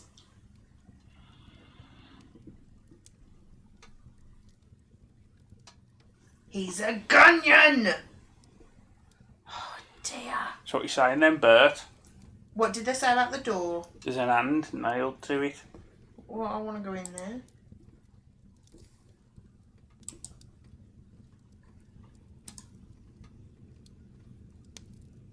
You enter a room in which a man in tattered clothing is standing chained to the wall by his left arm. And you see that his right hand is Beadles missing withered hand. and realize that this must be the one nailed to the door. Does look a little Pleading bit like for Woody, mercy, doesn't he it? cowers back from you Little as bit. far as his chains will allow. Do you reckon he'll kill you if you cut him free? You always open the door. Well, you gotta have a look, ain't you? I reckon he'll kill you if you let him out. Yeah, I'm not on board with him, to be fair. It looks like a nutcase. But then he might give you something good. What the hell has he got? He might give you his hand. Cut him, cut him, cut him. Right, he seems quite passionate about that. So I reckon he might give you something good. I can You safely say step that up to looked the nothing frightened like man Cross, and cleave Jay. its chain with your sword. He drops to his knees and bows, thanking you over and over again. He tells you that 4 years ago, he entered the Trial of Champions but failed. He fell down a pit and had to be rescued by a trial master, one of Baron Succumvit's dungeon administrators. He was offered a choice between death or servitude in Deathtrap Dungeon as the trial master's minion. Choosing the latter, he worked like a slave until he could stand it no longer and tried to escape. Alas, he was unsuccessful and was captured by the trial master's wandering orc guards. To teach him a lesson, they cut off his hand and condemned him to a year's imprisonment in this cell. You ask him whether he has any information that might be of use to you. He scratches his head. Well, I haven't exactly done very well in here myself, but I do know that you need to collect gems and precious stones if you hope to get out. I don't know why, but there it is. Without another word, the ragged prisoner dashes out of the room, turning left into the tunnel. You decide to keep heading north and turn right. There is an open pipe in the right-hand wall, about 1 meter in diameter. It is too dark to see far down it. You shout into it and hear your voice echoing down the iron pipe until eventually the sound fades away. I'm not going down that pipe. Go on. Look, you going down that pipe, you are facing one way. If something's coming up the other end of it, you can't escape. True. Death by Mau Mau! Well, proceed in the direction you believe to be north then. I don't want to go down that pipe, that's a personal The north preference. Doesn't I am not really going make up that that much pipe, difference. Oggy. Oggy! Hi, Oggy. I'd get stuck in it anyway. Nick saying do it. Mick says do it, Do that it. means do it, then it. Do it. Hello Oggy, how you doing? Hi, Oggy. How was work? This isn't going to end well, I'm telling you now. No, probably not. Pipe. Pipe. Is wet and slimy. But you crawl on into the dank darkness, slithering and sliding as Cross, you go. do your worst. Suddenly your Surely. hand touches something hard and square, which feels as if it is made of wood. It rattles as you shake it, and you decide you must be holding a box. For fuck's sake, there's so much. Oh. Work was rude. Work is always rude. There's been so much finale in this game. For now, only because your brain works that way. Right, now, we've got something. Do we push our luck or what? Targus has got hardwood in his slimy pipe. Well, Why not? that's an image right there, is it not? I don't know. I'm not going Mick down that said pipe. crawl out. I think we've done well to get that far. I Yeah. would have never gone down there. You gotta have a look at your box. Look at me slimy Removing box. the box lid by the light of the tunnel, you find an iron key and a large gem. Ooh. It is a sapphire.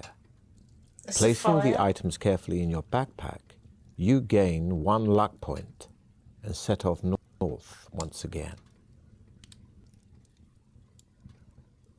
There is a new branch in the tunnel on your left, and ahead you see 2 bodies lying on the floor.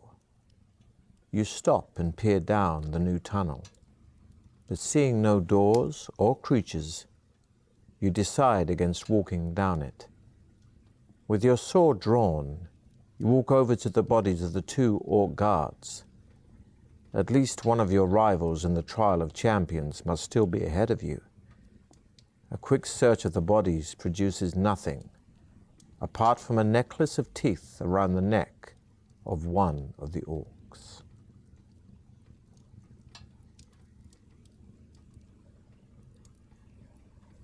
I really like this. I He's really think good, I You think. should wear the necklace. Right. You've said it, so it is done.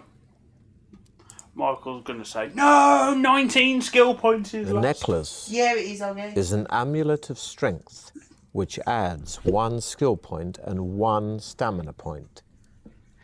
Pleased with your find, you continue Excuse your me? quest north.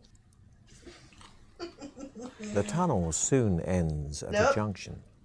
Standing there alone and wondering which way to go is one of your rivals. It is one of the barbarians. You call out to him, but at first he does not answer. He merely stares at you coldly, his hands firmly gripping his axe. You walk up to him and ask which way he is heading. He grunts his reply, saying that he is going west, and you may go with him if you wish. Oh, I don't even know. Yeah, it's on Steam, yeah, Roggy, yeah. How fluky was that, Mordado?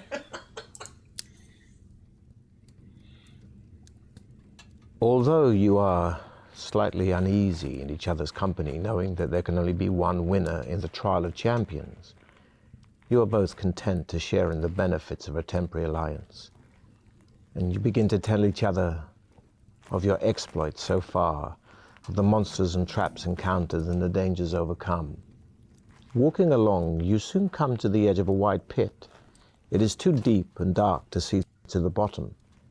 The barbarian suggests he lowers you to the bottom with his rope, saying he has a torch which he can light for you to use.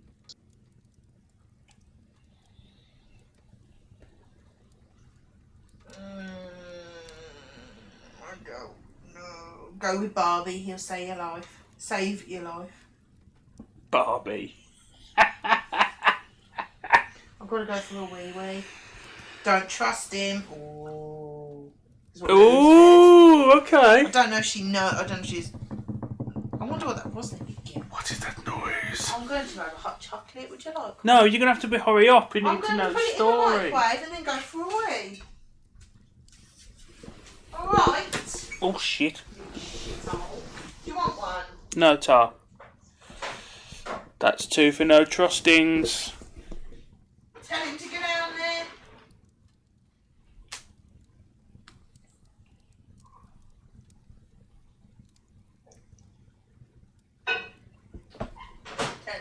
Don't get lost or killed, Mike says.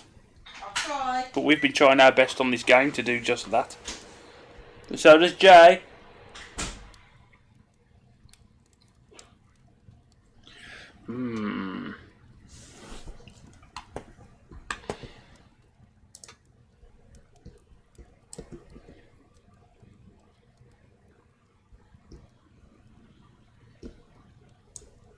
Well, at least there's a save point here if it goes very wrong.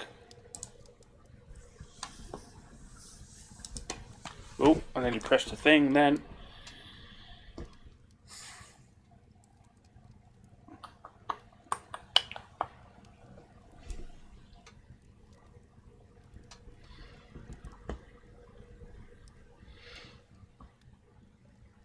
I'm inclined to accept.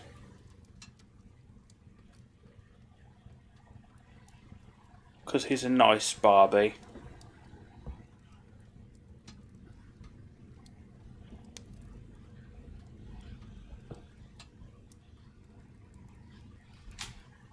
What's the worst that can happen? Yeah.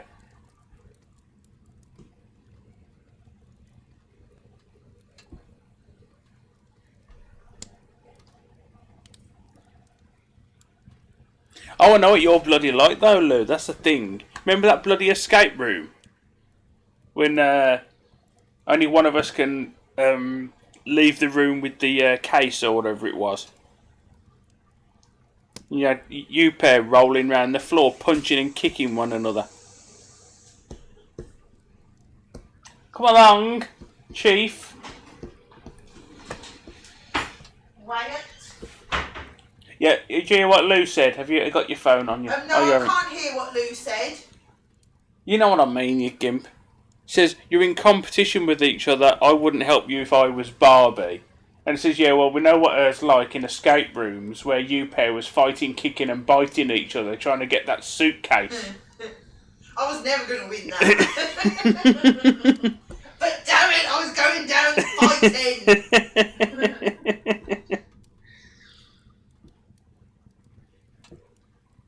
It wasn't very sexy, Cross. It really wasn't.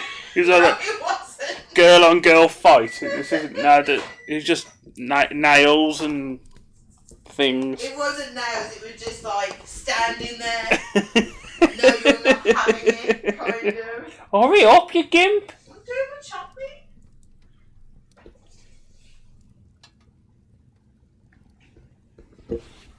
I was too much of a gentleman to get involved. You too scared to get involved. Yeah. You little gimp.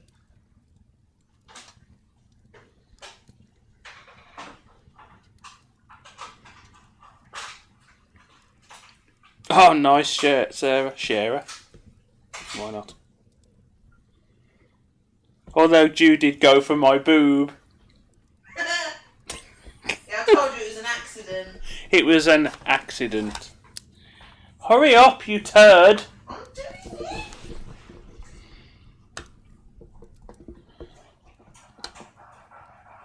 The amount of breaks you have to come and get a beer.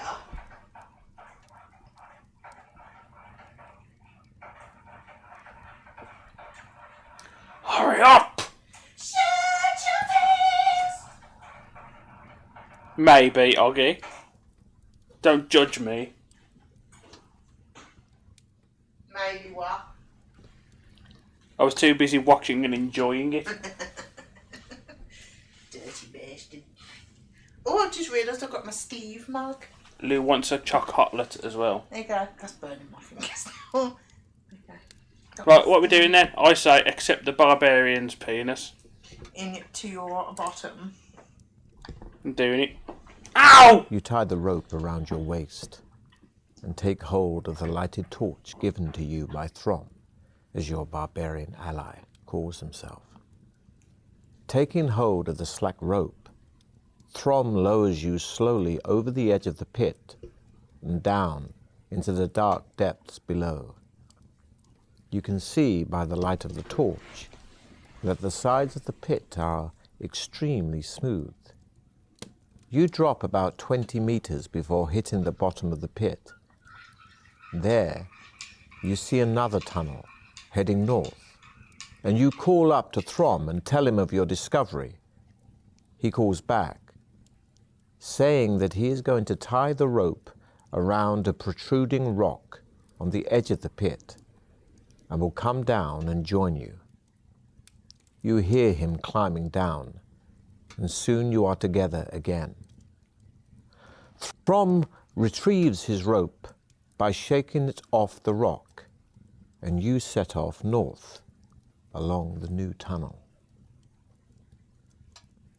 I reckon On a stone ledge in the tunnel sooner or wall, later he'll you see two betray you. dusty leather-bound books.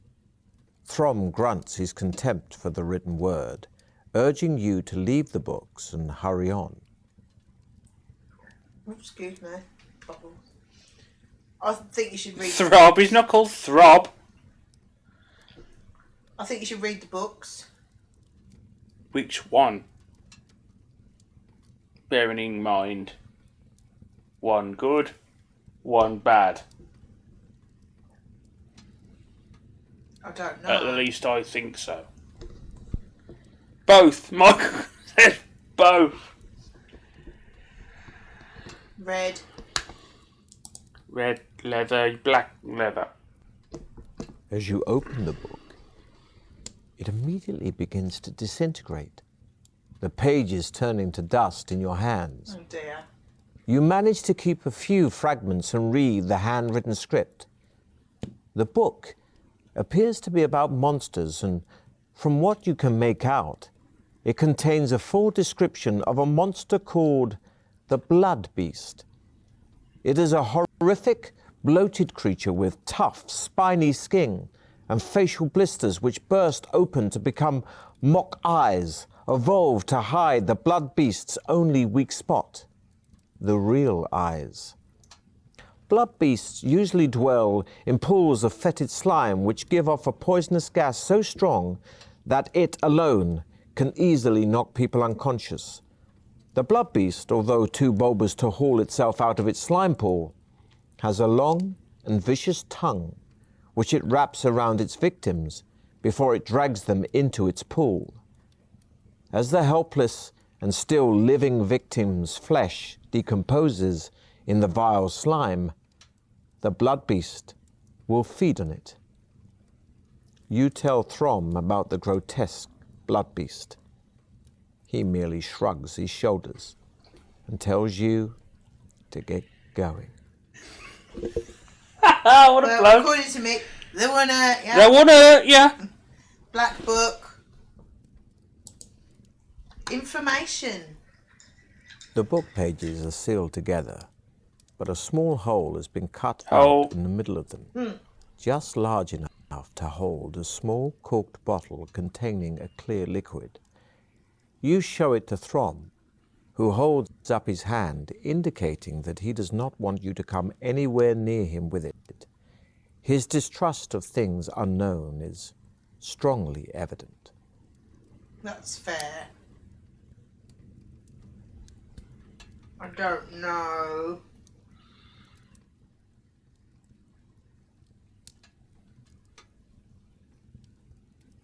I don't think you should drink it. Glory hole in a book. Why not? It's a good book though.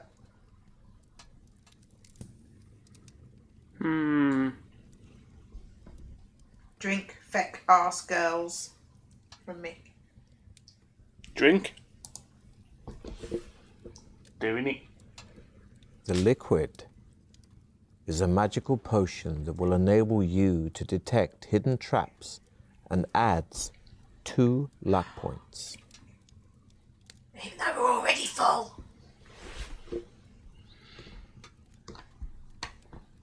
Setting off, you continue your journey north with Throm. You die, you die, you die. The tunnel turns sharply to the right, continuing east for as far as you can see. Throm stops and tells you to halt as well. He turns his head slowly from side to side, listening. I hear footsteps coming down the tunnel towards us, he whispers. Draw your sword. Whoa. Both crouch down Search to hide in the shadows, Cheers, Woody. and not a minute too soon. For a moment later, you see the silhouette of 2 armed guards. Throm jumps up and dashes forward, screaming a loud battle cry. They are 2 cave trolls. Throm attacks the first one with his battle axe, and you run to his aid to attack the second.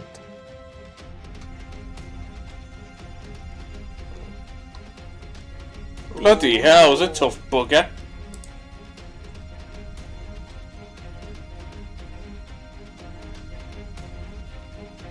That was rude that You he drop to the knocked. ground, Yeah. sweeping away the troll's legs. It howls as its head hits the hard ground.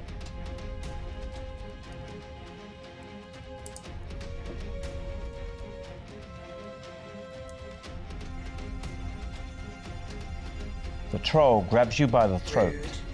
and manages to half choke you before you get a chance to push it off.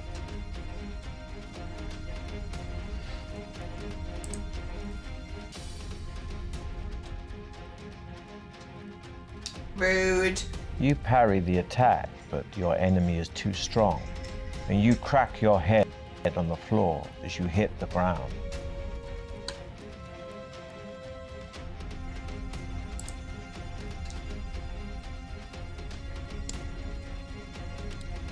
Nice. You drop to the ground, grab the creature, and ram its head hard into the wall.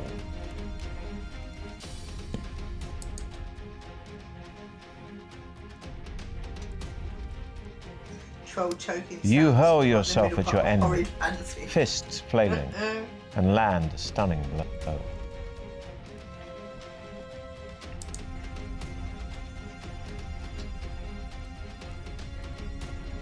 Nice. You drop to the ground, sweeping away the troll's legs. It howls as its head hits the hard ground.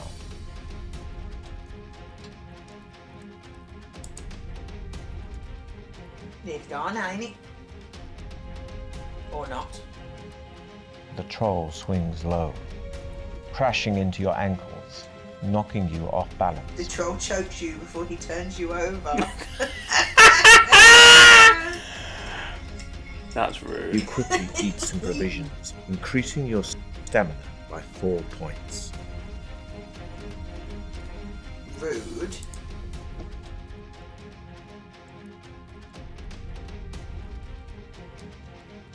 You drop to the ground, grab the creature, and ram its head hard into the wall.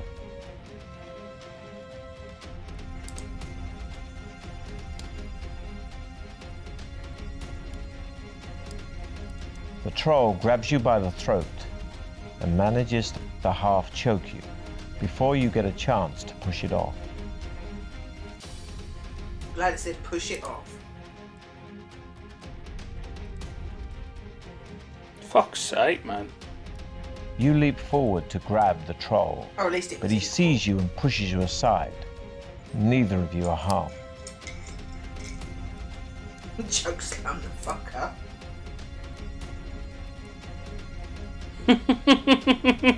You hurl yourself at your enemy, fists flailing, and land a stunning blow. You look They to have the a left cave troll. and see Throm standing over the cave troll he has slain. Blood is pouring out from a deep cut in his shoulder, but it does not seem to worry him. You search the bodies of the cave trolls, but find nothing apart from a bone ring on a leather cord hanging round the neck of one of them. The ring is engraved with a symbol which Throm recognizes.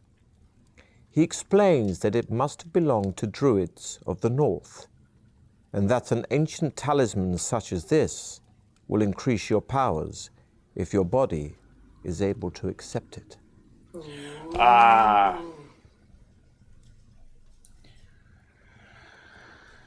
Now, if you do this, I wonder if there's a save point here. There is.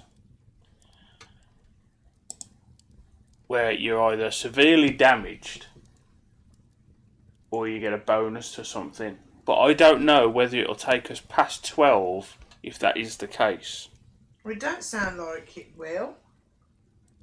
It sounds like they just fill up your energy, but rather than permanently raise it.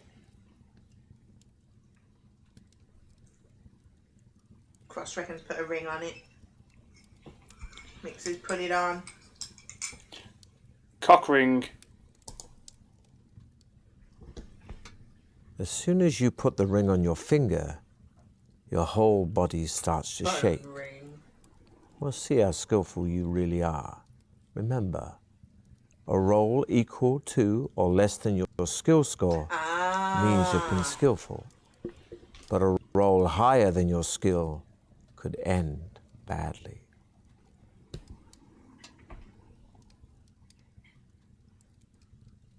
So if you was doing this with the book, how would they do Your all body the rolls and continues that? to Or do you vibrate literally have to intensely. roll a dice and then And you feel as choose? if you're about to pass out. But your strength is great, and you manage to withstand the tremendous shock to your system.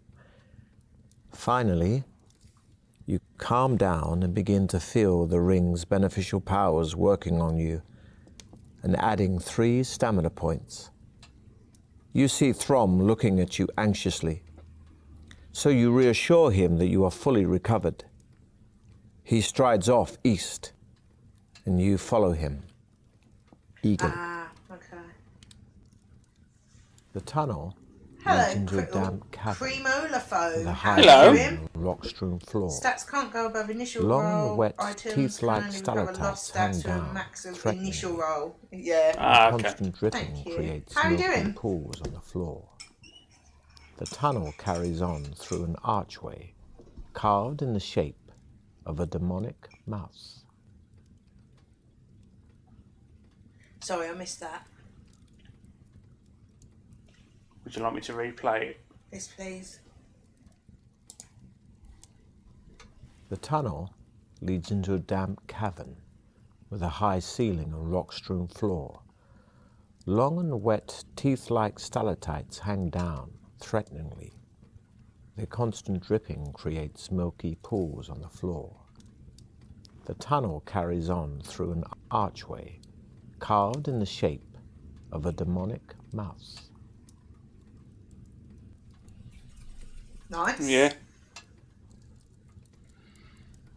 Nice. Lazy That's Sunday. what you want, though, isn't it?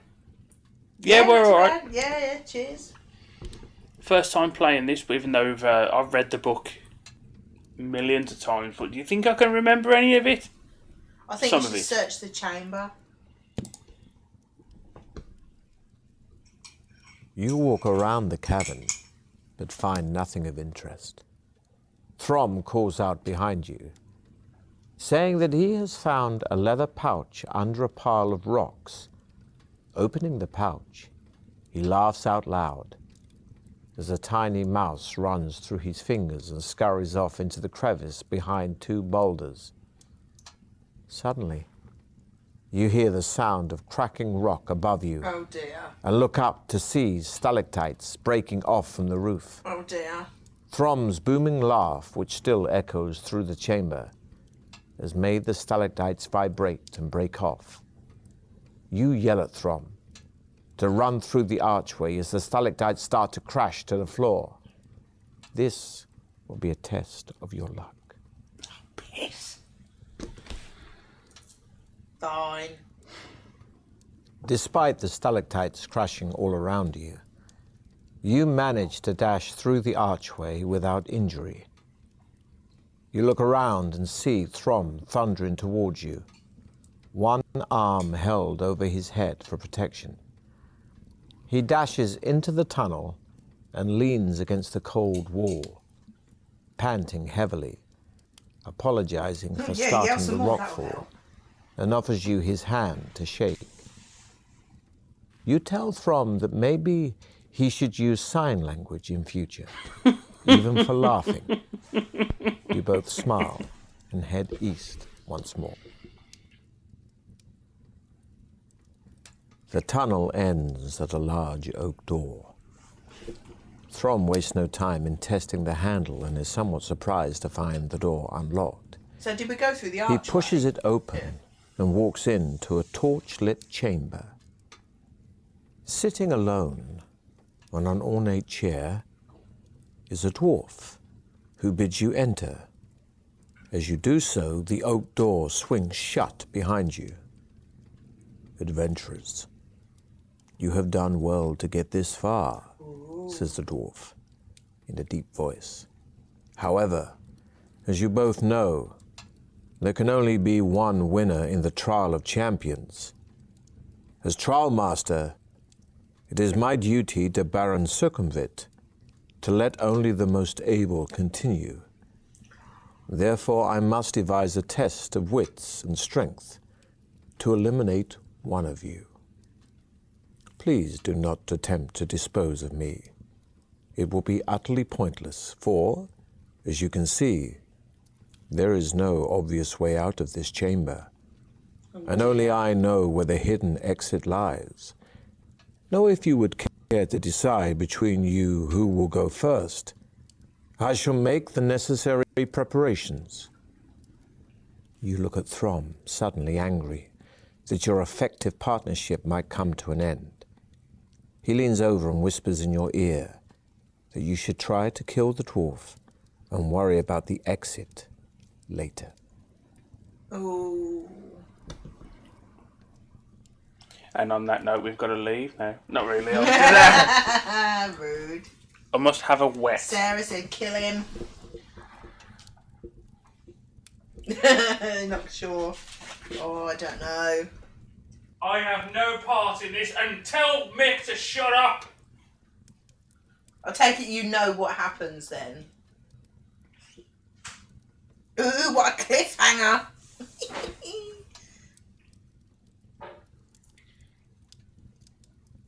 Yeah, but you can't like lose your mate, can you? Well, they would have got rid of him at the start. You listen to her. Lou said, kill Throm, stupid Barbie. I don't think you'd be able to if you wanted to. He's a barbarian. Double hard. I don't know.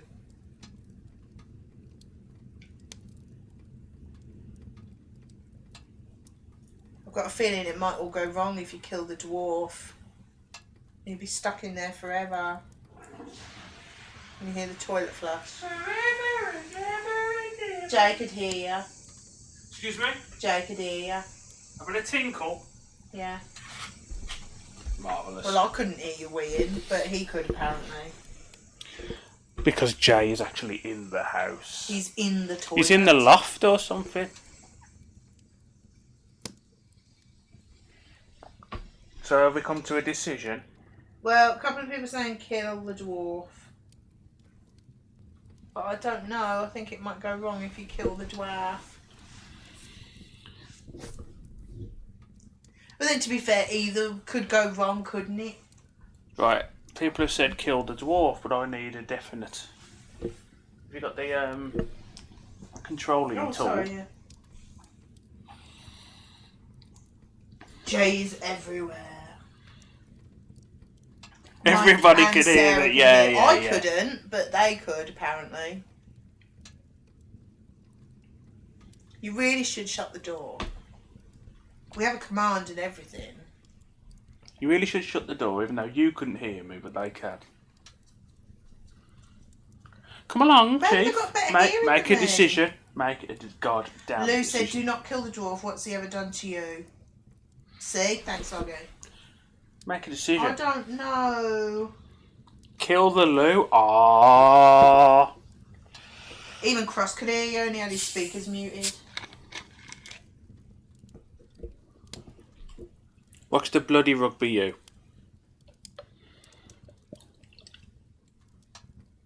Even if we wanted to kill Lou, which we don't. She would She'd win. kill us. She would win.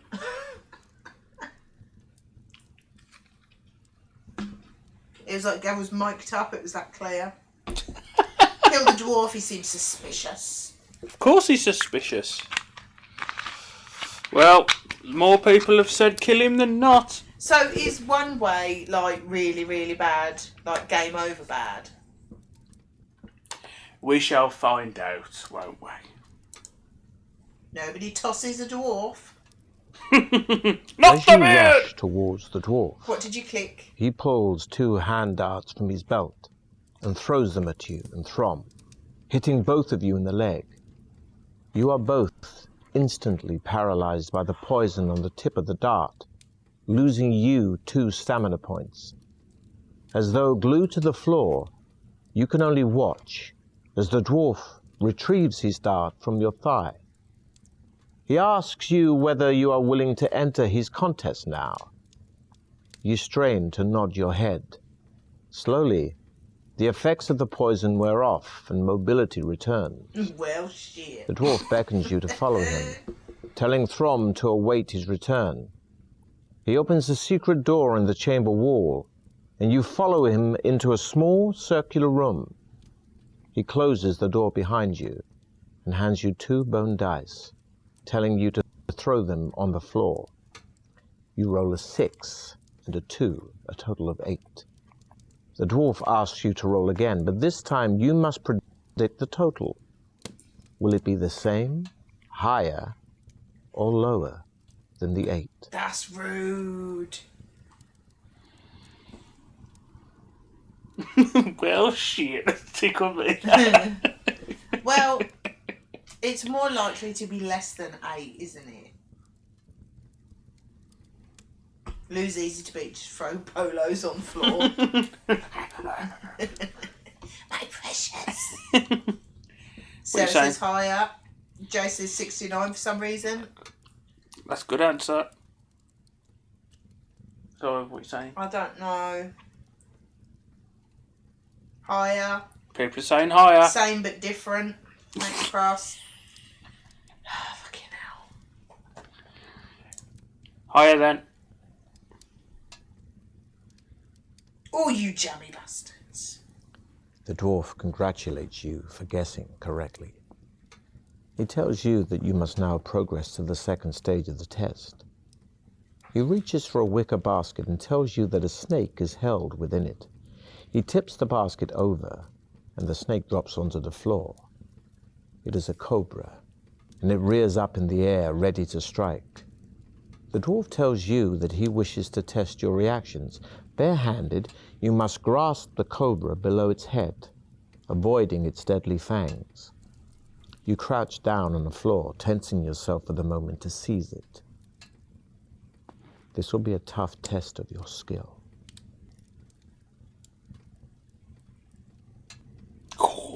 That's rude, With isn't it? lightning speed, you thrust your hand out and grip the cobra just below its open mouth. You lift it up, and with your arm outstretched, you dangle it in front of the dwarf. He doesn't flinch, but says in his calm, expressionless way, Please put the cobra back in the basket and prepare for the final part of the test. Follow me. You do what he says and follow him back into the chamber, where Throm is pacing up and down, obviously ill at ease. You wave to him while the dwarf opens a second secret door and tells you to walk on through and wait for him. Again you comply, and you find yourself in another circular room, although this one resembles a small arena. The floor is covered with sand, and a small balcony runs around the arena wall.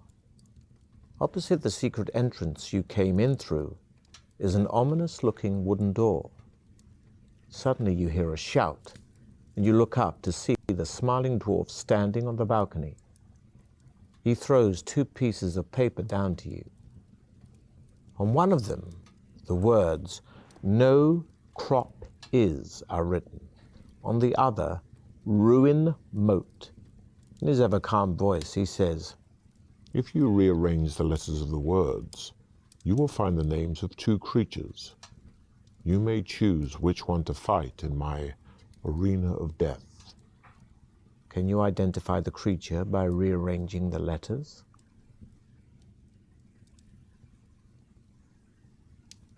Minotaur and Scorpion.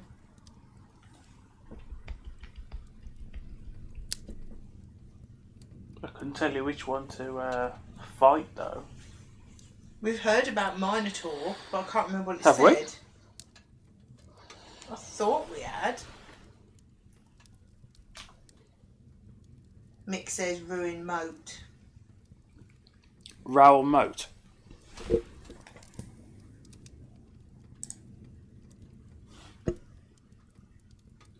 You call out to the dwarf that you are ready to fight the Minotaur.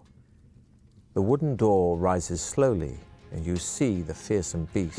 What would happen half if you man, couldn't work it out? The half dwarf bull, was going, step "Come into on!" the arena. Steam blows from its Fucking nostrils as it idiot. works itself up into a rage, ready to attack. Suddenly it rushes forward, swinging its double-headed axe.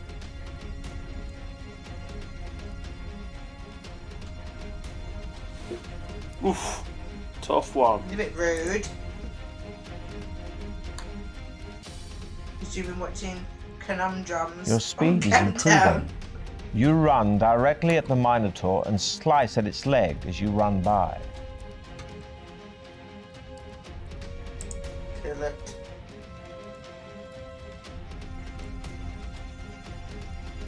The Minotaur leans forward and takes a run at you, speed is impressive, but Is you the duck and Minotaur roll easier to aside, kill than the Scorpion landing a then, or heavy something? blow on its shin. I don't know. I'm just wondering why Mick said Minotaur.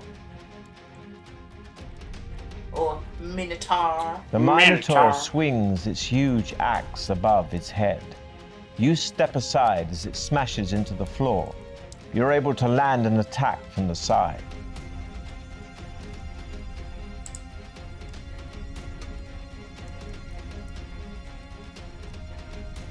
Your speed is improving. You run directly at the Minotaur and slice at its Scorpion was leg skill as you 10, run by. Stamina 10. Oh shit, that's ruder. Hang on to the Minotaur's horns. It's fucking horrible.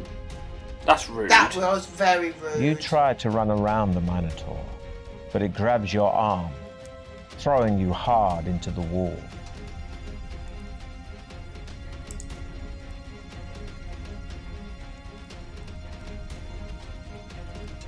The Minotaur leans forward and takes a run at you. Ruder. Speed is Very. impressive, but you duck and roll aside, landing a heavy blow on its shin. The dwarf calls down from the balcony, congratulating you on your victory. He throws the sack down into the arena and tells you to relax and regain your strength for the final part of the test. Then he walks off, saying he will return in about 10 minutes. You open the sack and find a jug of wine and a cooked chicken.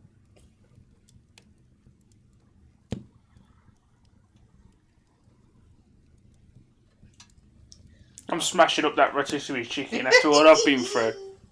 How many tests on? I thought that would be it. Cheeky bastard. The food and drink are excellent and you feel much better, gaining 2 more stamina points. Nice. Fully satisfied, you sit down and await the dwarf's return. So he smashed the whole After chicken and a about jug 20 of wine in minutes, 10 the minutes, dwarf and we off his reappears on the face. balcony. He calls down to you, saying, Well, I do have an interesting problem on my hands. Prepare to fight your next opponent. The wooden door rises once again, and you are surprised to see a familiar face. It is Throm. He is cut and badly bruised and doesn't seem to recognize you. He is clearly delirious as he staggers forward with his axe, raised to attack you. The dwarf laughs and says, The cobra bit him, but he has the strength of an ox and managed to carry on, even though most men would have died. Now you must fight him to decide finally which of you will continue the trial of champions. You shout abuse at the dwarf, protesting the cruelty of such a contest. He merely laughs, and you have no option but to defend yourself against poor Throm. Despite his wounds, he is immensely strong. It's going to be like 15 or something. 15? You won't be able to beat him? Shitting hell. Strong enough to... Look at him, 12! See, 15. Oh dear. It's going Throm well. I swings don't low, want to fight crashing into your ankles and knocking you off balance.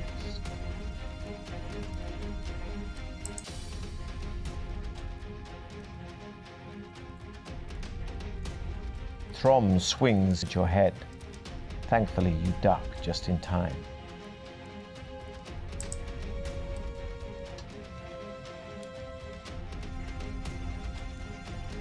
You hurl yourself at Throm, fists flailing, and land a stunning blow on his chin.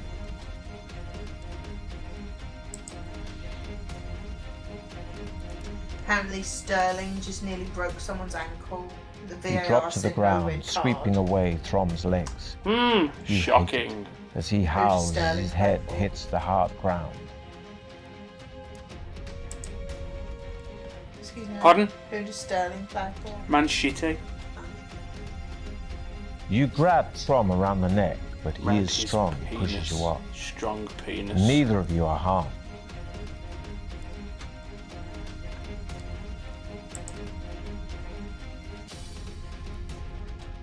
Ah, you bugger.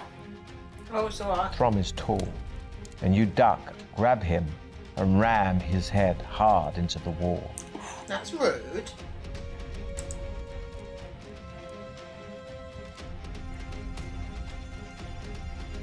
Throm Same. swings at your head. Thankfully, you duck just in time.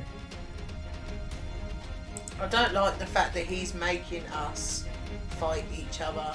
It's not nice, is it? You hurl yourself at Throm, Ooh. fists flailing, and land a stunning blow on his chin. He's like, he's your mate, innit? And that bastard's Bastard. making you fighting. You and drop you get to a the ground, chance, beat sweeping shit away out Throm's of the legs. dwarf. You hate it Arsehole. as he howls as his head hits the hard ground.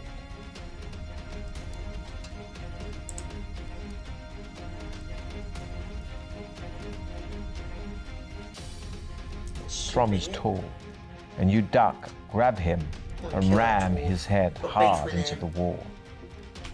Exhausted by your long Don't be duel, rude, doggy. you fall to your knees as you stare at Throm's still body. A bitter loathing for the dwarf fills your heart. Somehow, you will avenge Throm. Engulfed in your hatred, you do not notice the dwarf enter the arena until he is standing right in front of you, a loaded crossbow aimed at your chest. Oh, shit. I know what you are thinking, He says calmly. but remember that only I know the way out of here. Get up. It's time for you to leave. Once on your feet, the dwarf indicates that you should walk ahead of him. Back in the chamber, he crosses over to the northern wall and pushes against one of its stones. A door-like section of the wall swings out, opening into another crystal-lit tunnel. With his crossbow still aimed at your chest, the dwarf smiles, saying, Good luck. I think you should walk away because he's going to shoot you if you punch him, ain't he? But then it might be worth losing a couple of points just to get one in. Shh. Mook! Hello, Mook. He's a garlic, isn't he? He looks like a garlic. But he is, in fact, a gunyan.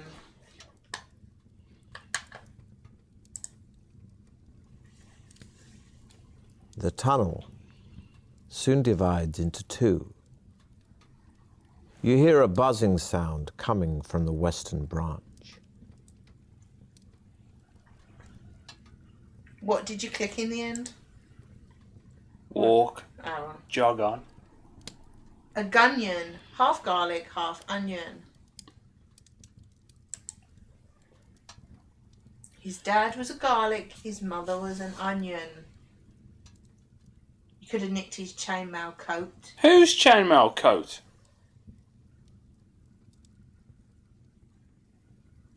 Is he having me on? I don't know.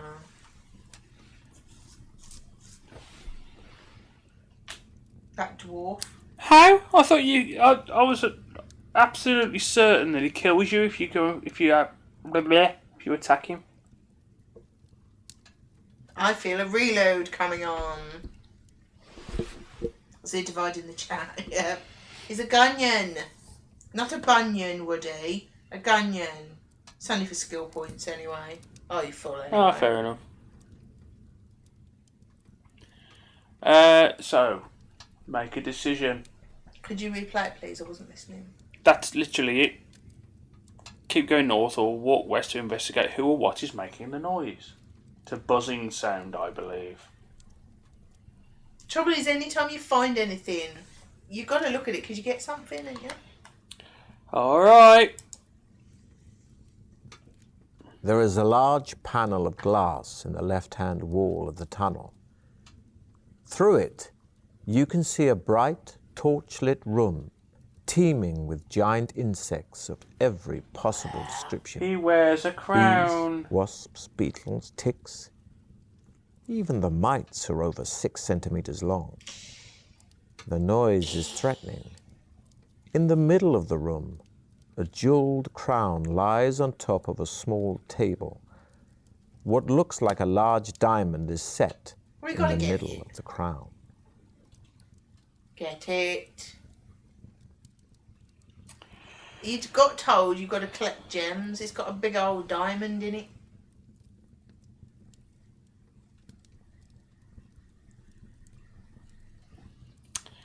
Are you sure? I don't know. I will put it to a Mick said vote. the rum. The rum. Okay. What? Why is the rum always gone? Because you drink it all. I haven't. I've still got most of a bottle of Kraken. Does Lou like rum? Ask her. Does she like rum?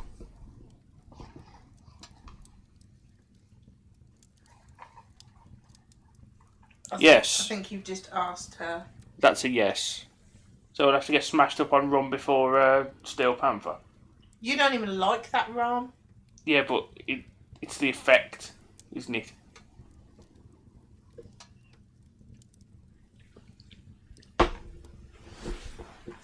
Anyway, to the quest at hand. Go on. Go on. Yes, you got to get it. You want a big old diamond? I want to wear the crown. This isn't going to end well. You smash the glass with the hilt of your sword, making a hole big enough to climb through. Immediately, the giant insects start swarming and jumping towards you. Wasting no time, you clamber into the room, grabbing one of the lit torches to defend yourself. The fire keeps most of the insects at bay, but by the time you have snatched the crown and climbed back into the corridor, some of them have stung you. We'll roll one die and add 2 to the total to decide how many stings you have suffered, reducing your stamina by 1 for each sting. That's rude. Oh! The giant insects do not chase you, preferring the bright light of the room they are in. He's You a examine very the pretty crown and princess, see Luke. with disgust that it is merely painted iron, and the diamond is just glass and totally worthless. You throw it on the ground in a rage and wonder which way to go next. I think we need to go to a reload.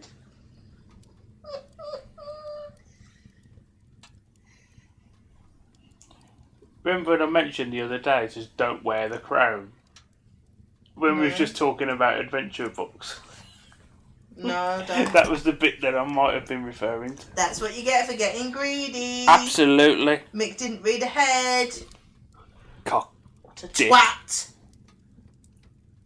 Are you going to reload a save?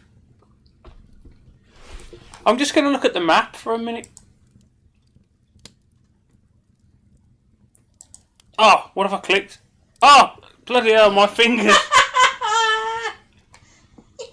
The tunnel That sounds like Gareth soon threw into a divides rage. into 2. Yeah. Rage. Rage. You hear a buzzing sound coming from Buzz the off. western branch. Should we continue north? Yeah. Or was there was another option, weren't there? Oh yeah, go and have a look and then think, fuck that. There is a large panel Need to of do something about glass those in the finger twitches, left-hand wall Gav. of the tunnel. Through it, you can see a bright, Skippy. torch-lit room I like teeming with the giant pictures. insects of every possible description. Oh, sorry. It was So the it's same. either return and head north or continue west. Oh. I don't know.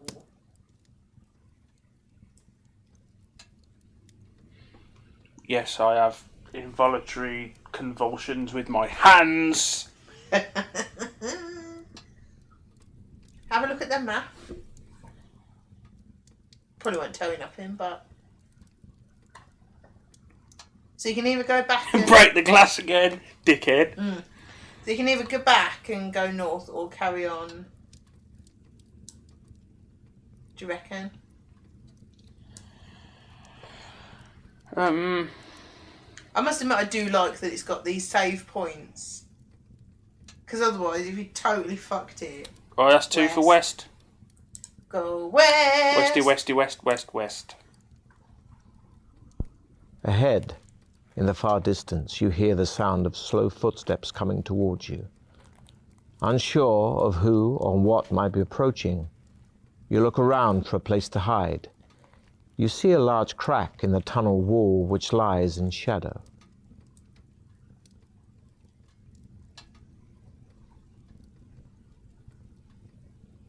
Stand your ground. Oh.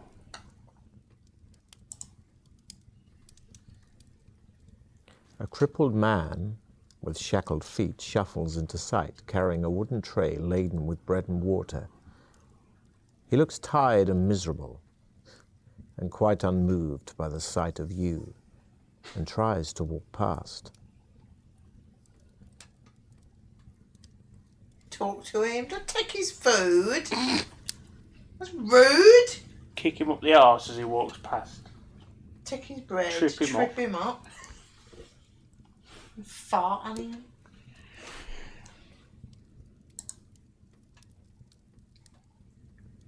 He looks at you warily when you tell him you are a contestant in the trial of champions.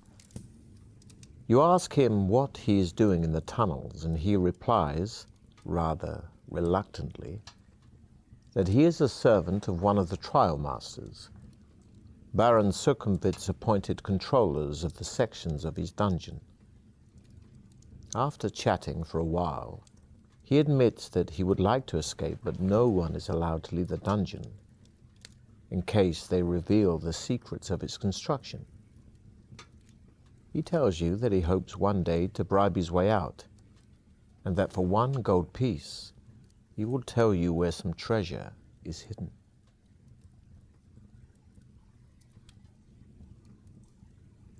Why would he want a gold piece if he has treasure?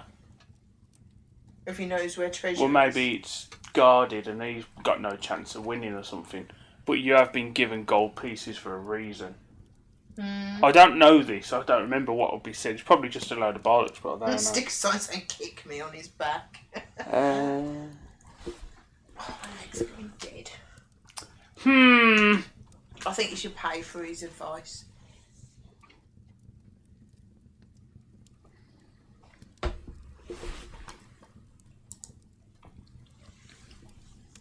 He takes your gold piece and tells you that in a northern tunnel there is a wooden chair carved in the shape of a demon bird. In the arm of the chair is a secret panel which contains a potion in a glass phial. It's a doppelganger potion, if I remember right. Good luck. I hope we meet again outside these infernal tunnels. The man shuffles off, and you continue your journey. Ooh. After a short while, you arrive at another junction in the tunnel, with a choice of 2 directions. I think you should go north and look for that potion. I wonder if you start again, you get this map, so you can explore places you hadn't been. I don't know. That'd be good. North? Yeah. Set back in the arched alcove in the tunnel wall, you see an ornate wooden chair carved in the shape of a demon-like bird of prey. Sit in it.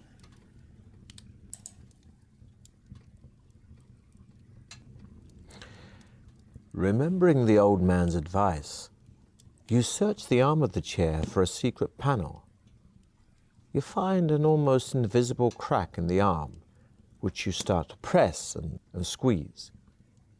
Suddenly a tiny panel springs out of the arm, and you see a glass phial lying in a cavity.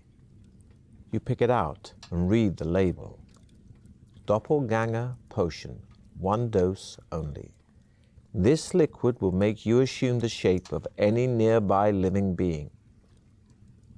You place the strange potion in your backpack and continue north, See you later, where Mike. the tunnel starts to slope downwards. and finally comes to an Yeah, I'm end quite. at a deep It's good, pool ain't it? This. enclosed by the Yeah. tunnel wall.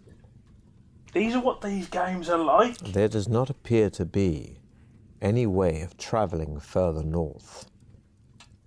You turn around and walk back down the tunnel, passing the wooden chair, where you soon arrive at the junction and turn right to head west. See, The we tunnel didn't miss that turns out. sharply to the right and continues north for as far as you can see. There is a door in the left-hand wall which is ajar, and you hear someone cry for help from the other side of it. Well, we're opening the fucking door, Well, aren't yeah. we? But yeah, these are we've been reading for years. They're all like this. Not with him narrating them, but still. Oh no.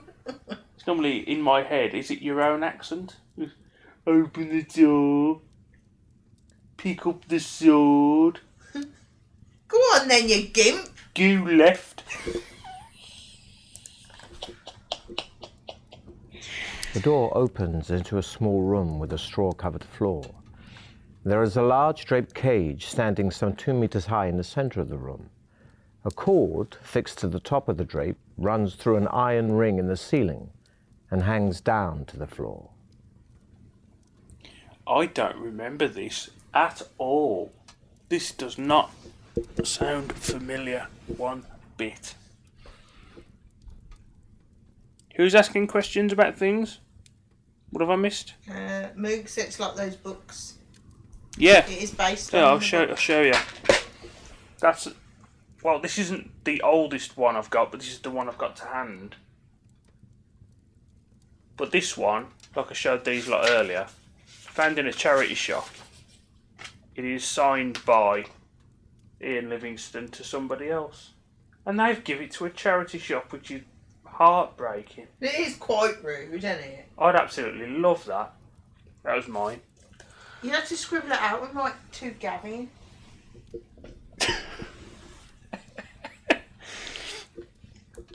Your voice accent is funny.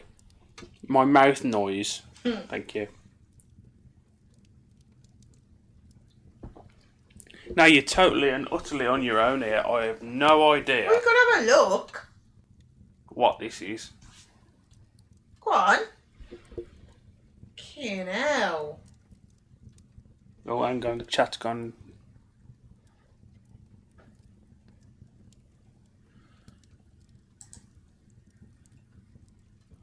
You pull the cord and watch the drape as it rises up the sides of an iron cage. The woman's voice urges you to be quick, telling you that the room is booby-trapped, so that the floor will fall away in 1 minute because of your extra weight. Ooh. Now. Tez! Oh no. Hi, Tez. It's Oh, Moon's just baked Tez. a cake. Ooh, cake. Hello, Tez. How are you? How are you doing? Thank you. Now, if you remember, can we actually click on our doodah bag and see what we've got in it? Right.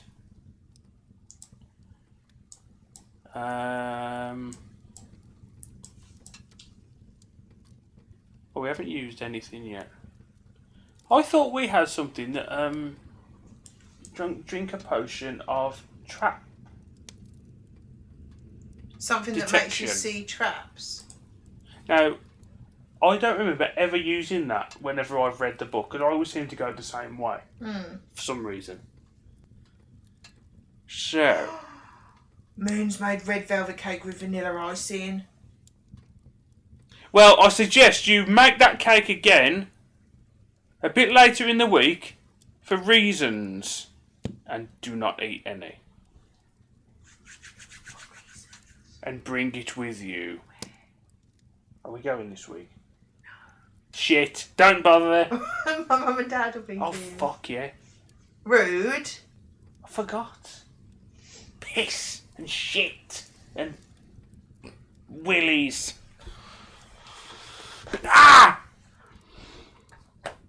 Right. You did get someone to do trap detection. Maybe Yes. it's just like something you've always got rather than a thing. So I reckon we should still help her then. Yeah. Because if this potion will work, then we'll get a warning. Am I right in thinking that you can't really get game over by choosing? You can fucking well get game over. But we can always reload it. Yeah, So- but in the book, your adventure ends here. Is a thing that me and Mick always used to dread. Or the worst one, say you get a key with a page number on. You get to a door that's the only way forward. You go, you do not have this key. You cannot. You cannot go any further. Your adventure ends here. No. I'd throw that book out the fucking window. Oh, trap detection potion was consumed The on drake discovery. rises It's to the active. top of the Thank cave, you. and there, to your horror, you see the face of an aged woman whose hair is a mass of seething snakes. Shit. It is the dreaded Medusa. Are you lucky enough to avoid her gaze? Yeah. Piss. See? It's only if you roll a double Recognizing the six snake-like head of the that you Medusa, won't. you close your eyes to Bye, avoid her deadly Sarah. stare Thanks See you for later, coming. Sarah. to turn you to stone.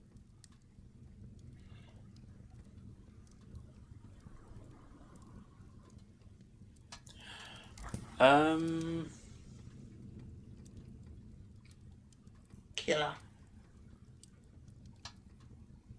She might have something good.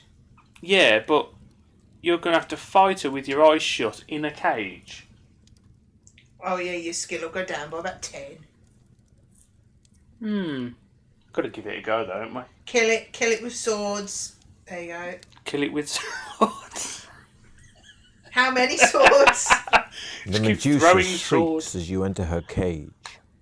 Keeping your eyes firmly closed and slashing your sword wildly from side to side, you feel the blade sink deep into her side and hear a loud thud as she slumps heavily to the ground.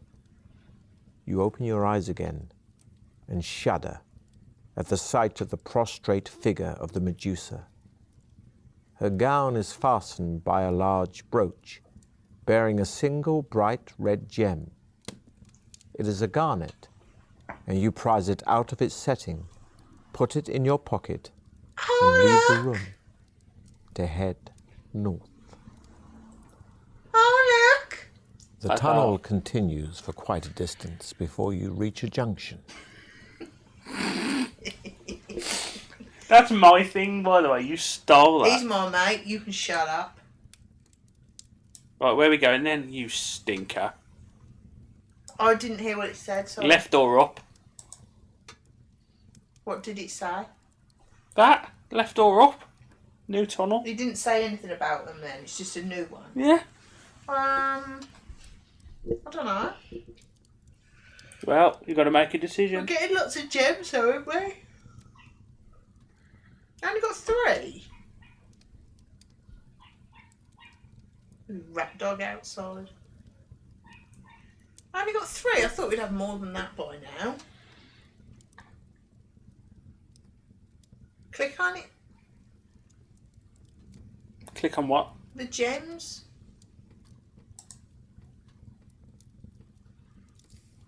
Oh, the diamond wasn't real, was it? Can hear that dog? Bloody hell. Right, come on, what are you doing? Where are we going? I don't know, you choose. I chose quite a few.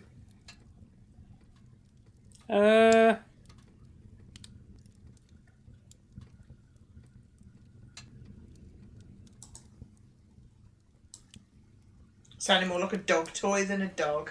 Ted said go west. I'll do, mate. Ahead, you see that the tunnel turns a corner, beyond which it continues north. You stop before the corner, startled by the sound of high-pitched voices, whispering and sniggering. Is it them yappy dogs? Well, we've got to have a look, haven't we? Well, yeah. Old Tez was only singing, he wasn't actually giving an answer. Have a look. You peep around the corner and see two small creatures running away from you. Both are dressed in baggy clothes and wear pointed floppy hats. They are mischievous leprechauns. Follow him. Mischievous leprechauns. They're literally leading you somewhere. Come on. Remind me not to take you with me to the next Deathtrap Dungeon attempt. You bombhole. What do you reckon? They might have a gem. They're mischievous. They might have stolen a gem off somebody. It's nice that everybody's not paying attention and not watching the fucking football, though, eh? Football's shit.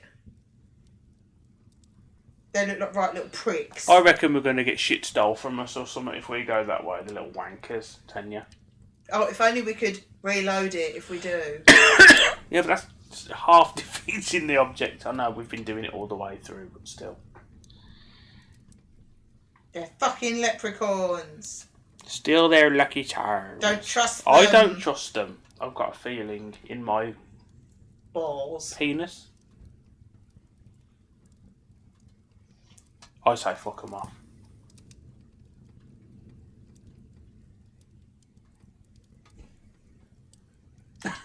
You're not playing anymore. No?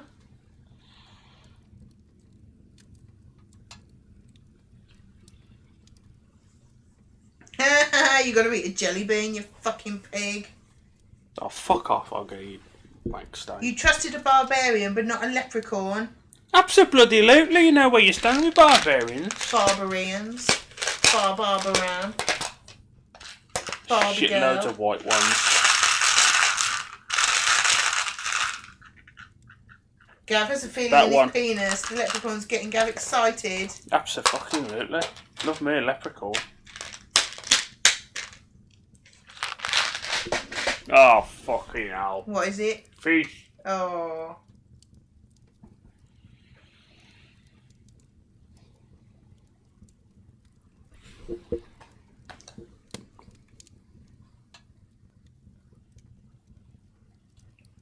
Oh, that smells.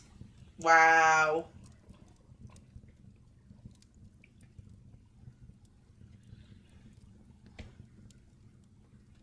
Oh, he's so not sorry.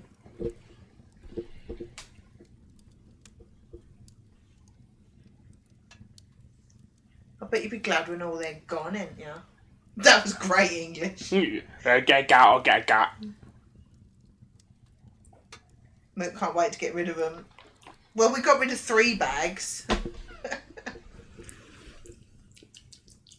Trust them. They won't steal anything, winky face. Is it not? I wonder if. Mick winked at the end of that. Yeah, exactly. I know he's a fucking knob. Cock. Well, we knew that. Oh, the smell of old books, man. There they are. Found them. Let me have a look then. Found them. Just one today. No, I mean got rid, like Lou had a bag, Oggy had a bag and Ali had a bag.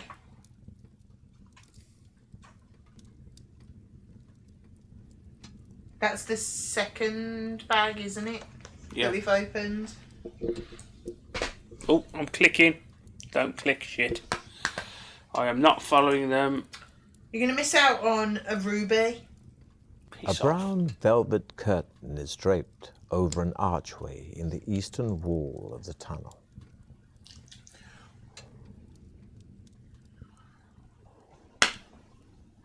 That stinks.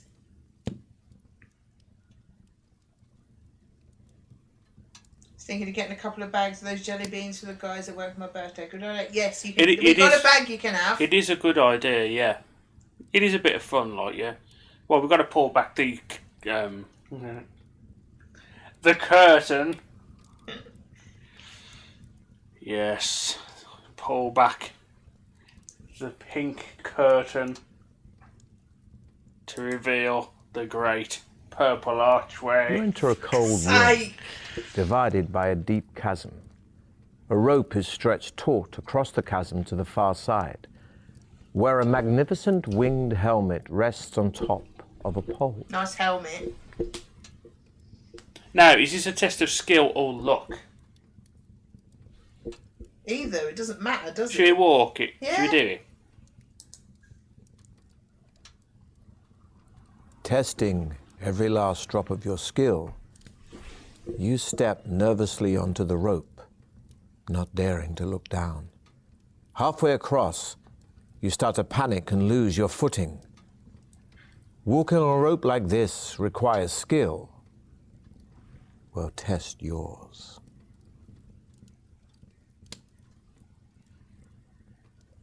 As you fall, you manage to grab the rope with your hands.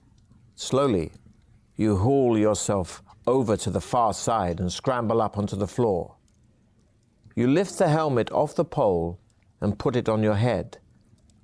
It has been made by a highly skilled ironsmith and increases your skill by 1 point. Not wanting to risk walking back across the tightrope, you decide to crawl along it.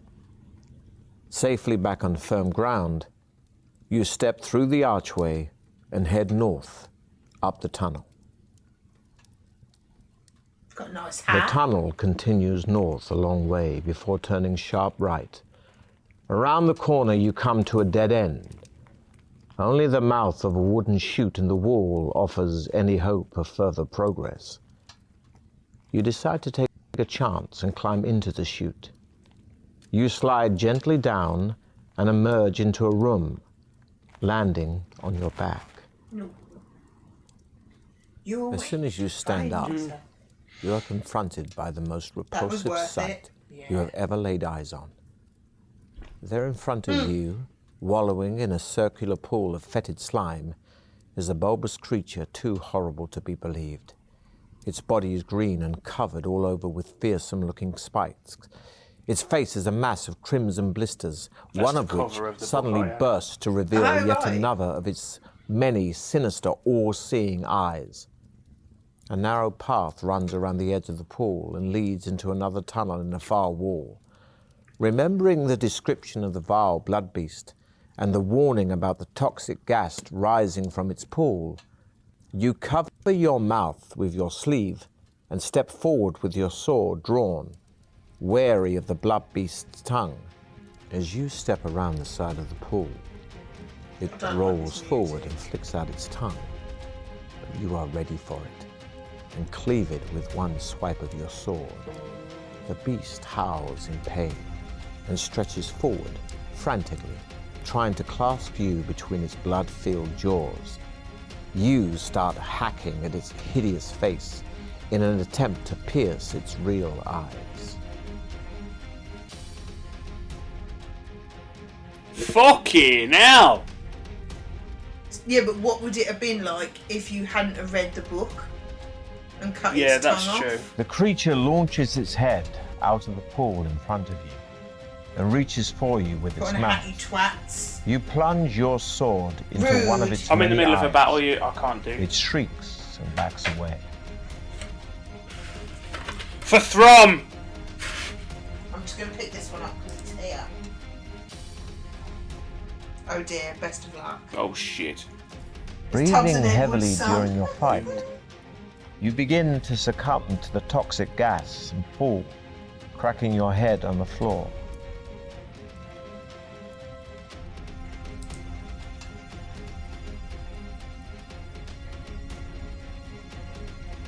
There we go. Your blade strikes one of the blood beast's real eyes with devastating effect.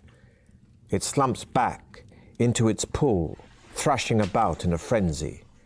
You seize the opportunity You fucking and run assholes. around the side of the pool to the tunnel exit. We haven't got a little hat for The tunnel Leicester, have we? leads into a large room, its ceiling supported by several marble pillars. As you enter the room, you see a strange beast to your right. It has the body of a lion with dragon-like wings attached to it, but its head is like that of an old bearded man. You recognize the beast. It is a manticore. Taking heed of the warning poem you took from the skeleton warrior, you watch out for its tail, which sprouts a profusion of sharp spikes at its tip, thick and hard as iron bolts. You raise your shield in front of you just in time to protect yourself from a volley of spikes released from the manticore's tail and aim straight at your heart. They sink into your shield, and you remain unharmed. Swiftly, you draw your sword and advance on the manticore. Oh, bleeding hell, Lou. I think they're down there. Can you get them? I can't, I'm fighting. Well, get it, it's just there. Oh, Look, Use an there. opportunity to attack the creature's back Under your leg table. and manage to bury your sword deep into its thigh. Thanks, Lou. You quickly eat some provisions, increasing your stamina by 4 points. SJ!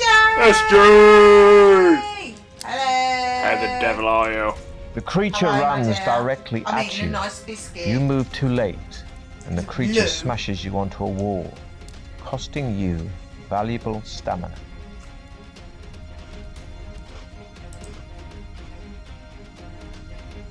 Oh, they're fucking horrible. You seize an opportunity to attack the creature's I'm getting leg, my ass kicked by the but it's ready manticore. for you. And before you can strike, it rips your leg with its razor-sharp claws.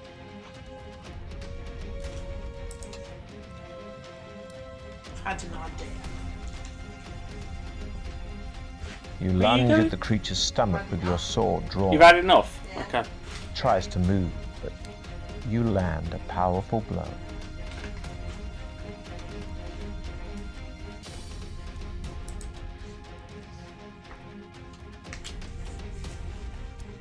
Yes.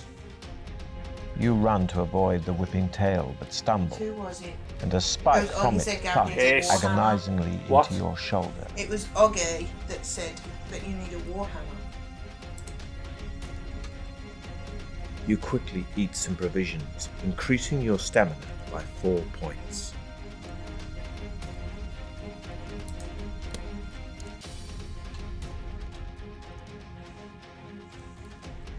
The giant creature whips its spiked tail at you, firing more spikes. You duck and roll, quickly slicing a chunk from its tail, passing close to you. What's the try your luck thing? You can boost the damage you do. You seize an opportunity to attack the creature's back leg and manage to bury your sword deep into its thigh. It's nearly 5:30. Yeah. That's gone so quick. You lunge at the creature's stomach with your sword drawn. It tries to move, but you land a powerful blow.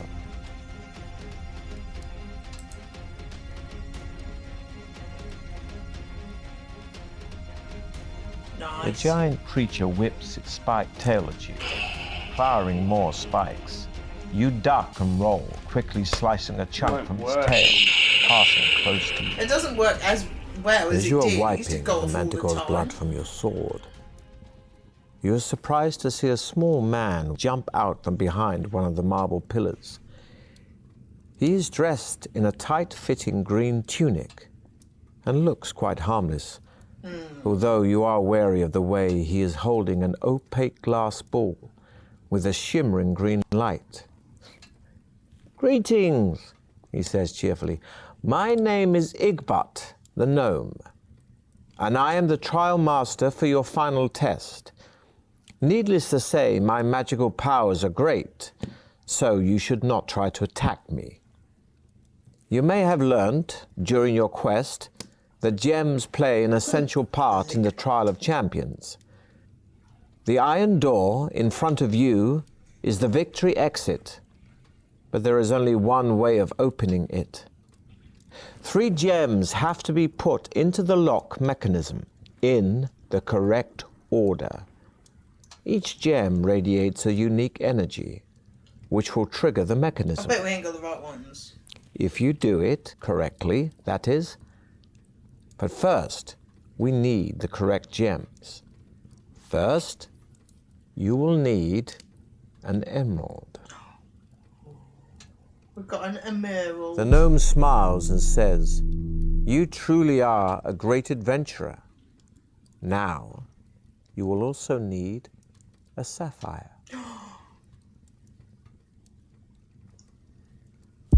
The gnome, still smiling, Has there says only been excitedly, 3 to get? "Excellent. Just 1 to go. Darn it. Lastly, you'll need a diamond." Rude.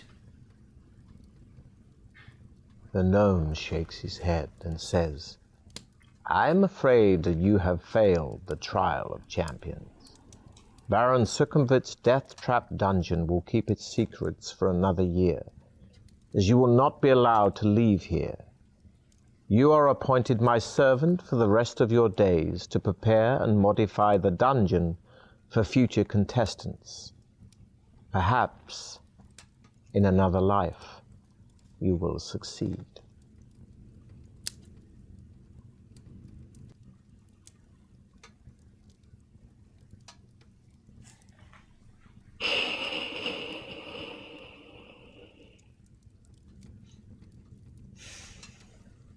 How do we know what we did wrong or where we should have got it? Yeah.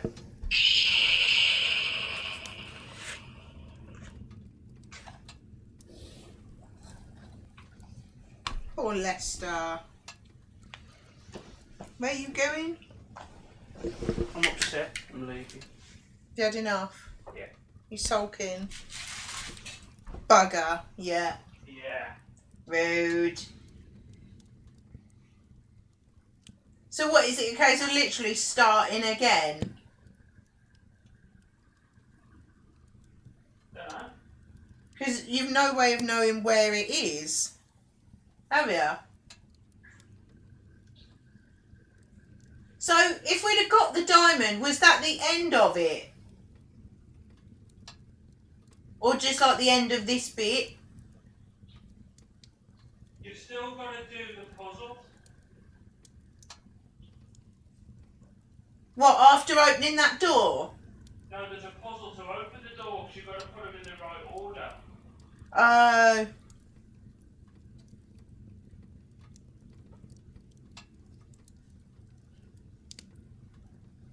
It's only one ending. You can start at previous save points and check map where you haven't explored. That's a good point. Cav's gone for a cry. It's gone for a wee. Did you hear that? No. It's only one ending. You can start at previous save points and check the map where you haven't explored. This hat's making my head itch. Rude. Cole or Chester? No, it's Leicester. Because it was in Leicester that Gav had onion breath after being in Five Guys.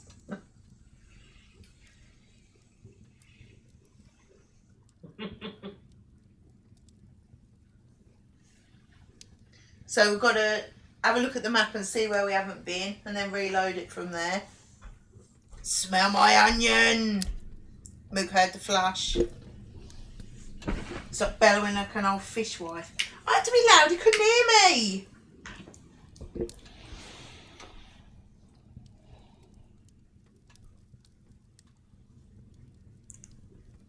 I'm going to set fire to that, by the way.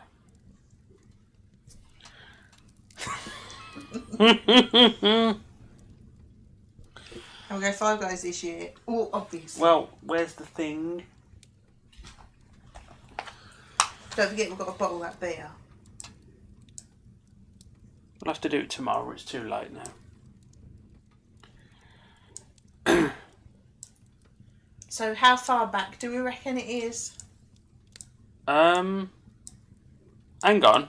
There is no save point. Is there? I'm guessing further. Don't I mean further back? So, do you reckon if we went that way, there'd be another Yeah. gem? Maybe.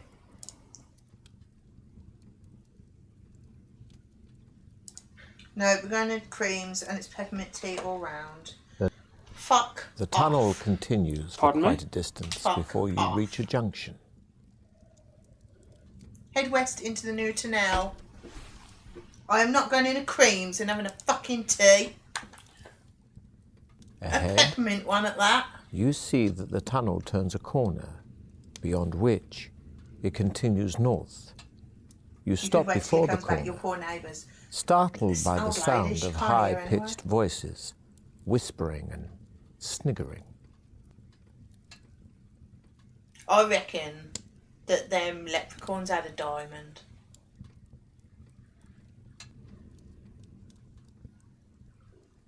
Are you trying to piss me off, buggers? Oh, this is where that was, wasn't it? You peep around the corner and see two small creatures running away from you. I'm trying to Both piss are everyone dressed off. in baggy clothes and wear pointed floppy hats. They are mischievous leprechauns. We've got to follow him. Oh anyway, yeah, you so- can have a look. Running after the leprechauns, you hear more laughter, only now it is behind you. You look round and see 6 more emerging from a hidden door in the tunnel wall. Yet another leprechaun drops on your back from a ledge fixed to the ceiling. Shaking him off, you draw your sword, whereupon the laughing gets even louder.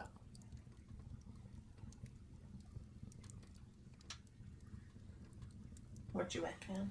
I don't think attacking them is going to do anything, but I don't know. There's a lot of them, isn't there? Warm ice cream and polos. Oh dear. You push past the 2 leprechauns and head off north, the noise of jeering and laughter ringing in your ears. Further up the tunnel, you stop to rest and check your belongings. Any jewels you had are now gone. The leprechauns that landed on your back stole them from your backpack. You curse the thieving leprechauns and set off north again. Well, it's obviously not there then, is it? Nah. So we need to go... The tunnel leads north for some distance before coming to a dead Because end. we had 2 gems that The we mouth needed. of a chute protrudes from the tunnel's eastern wall. It seems to be the only way out. So you decide to risk it and climb into the chute. Well, what if you do have attacked As them? soon as you stand up,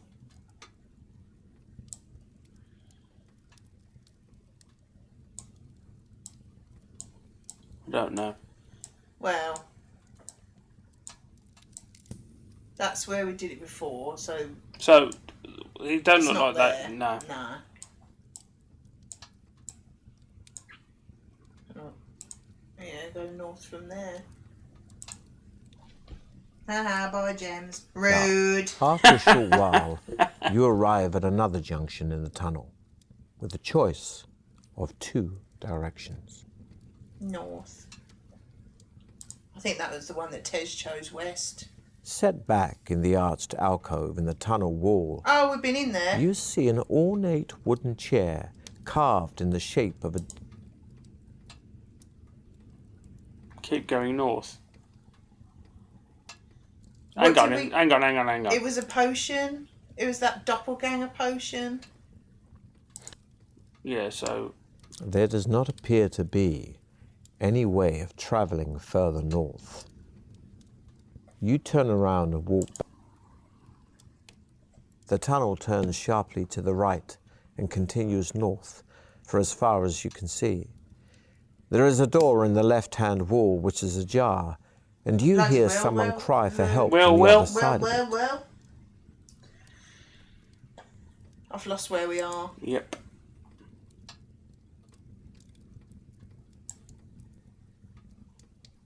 Hang on. That sat down. That save point is the one we just did. So you want to go to the right. Perhaps go north.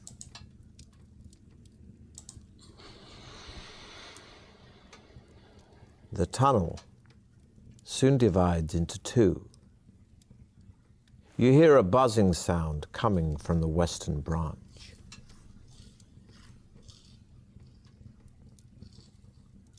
Go north then. Nice quote. The tunnel leads into a dark chamber covered in thick cobwebs. Clawing your way through them, you trip over a wooden casket. Ooh. Well, I'm opening it. Well, yeah. The casket. Oh, we haven't opens lost any easily, with reloading saves. and inside there is but a we black need the, velvet bag diamond. containing a large pearl, gaining you 1 luck point. After putting the pearl in your pocket, you press on through the cobwebs. You reach the far wall of the chamber and see 2 doors. Yeah, but you only have 2 now. Yes, but one of them wasn't right anyway. Oh yeah, when we're right, it's that we got the sapphire and So we need an emerald and a sapphire, don't we? Don't we? we haven't got the garnet anymore anyway. We didn't need that, did we? Well, no. So who gives a but shit? It's just weird that it's gone. We lost the garnet then. Sorry. Left or right, Bert? Left. I didn't notice, Lou. As you touch the door handle, it goes soft in your hand. And when you try to pull it away, you find your hand is now glued to the handle. A giant fist then forms in the center of the door panel and shoots forward, punching you in the stomach, costing you 1 stamina point. With your free hand, you reach into your backpack and take out the jug. Uncorking it with your teeth, you pour the acid over the door, which is in fact the fluid form of an imitator. A jet of smoke rises from it with a loud hissing sound as the acid immediately starts to burn the creature. It melts rapidly, and you are able to step away unharmed. Having no other choice, you somewhat apprehensively turn the handle of the other door. That's rude. The door opens into another tunnel running north. Ahead you see 2 stone fountains, one on either side of the tunnel, carved in the shape of cherubs. Water spouts from their mouths and cascades into small bowls at their feet. Oh! I'm not answering now.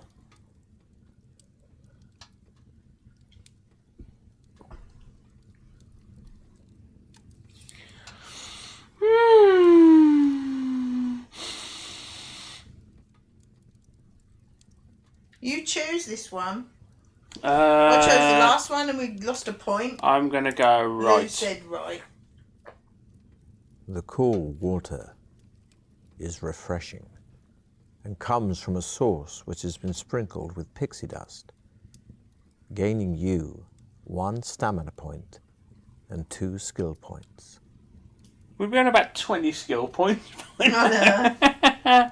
No, surely the other one's a bad choice. I'd have thought so.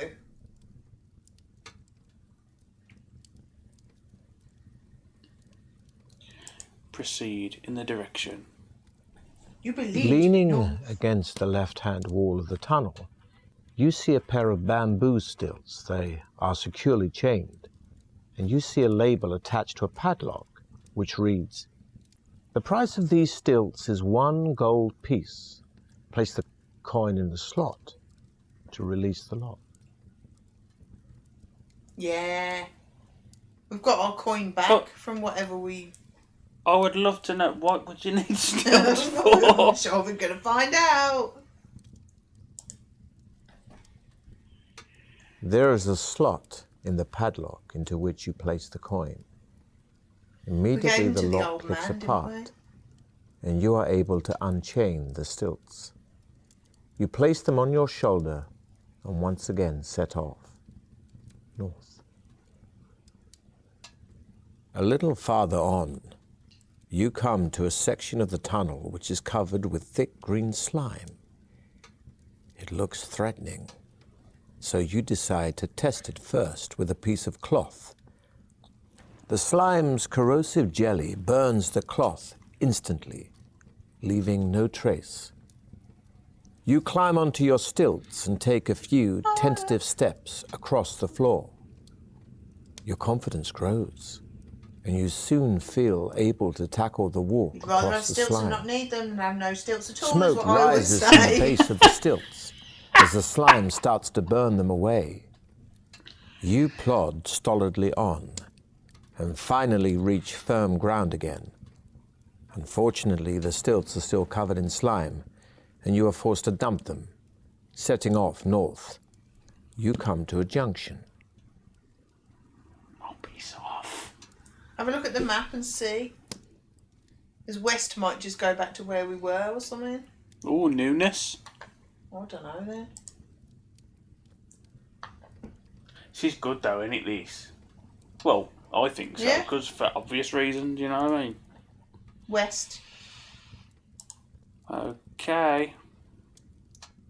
You walk no more than 3 meters west before you hit an invisible barrier. It starts fizzing and crackling, and you are thrown back. You have hit an energy screen, losing you 1 stamina point. There is no alternative but to walk back to the junction and head north. That was a good choice, wasn't it? You soon arrive at a double door That is unless in the we haven't got left-hand an wall. object to open that way. You listen at the door but hear nothing. You try the handle. It turns, and you open the left door slightly and peer through the crack. Crack. An armed warrior is lying face down on the floor of a bare room with smooth walls and a low ceiling. He is presumably dead, for he makes no movement, even when you call out to him. A large jewel, perhaps a diamond, lies just beyond his outstretched arm.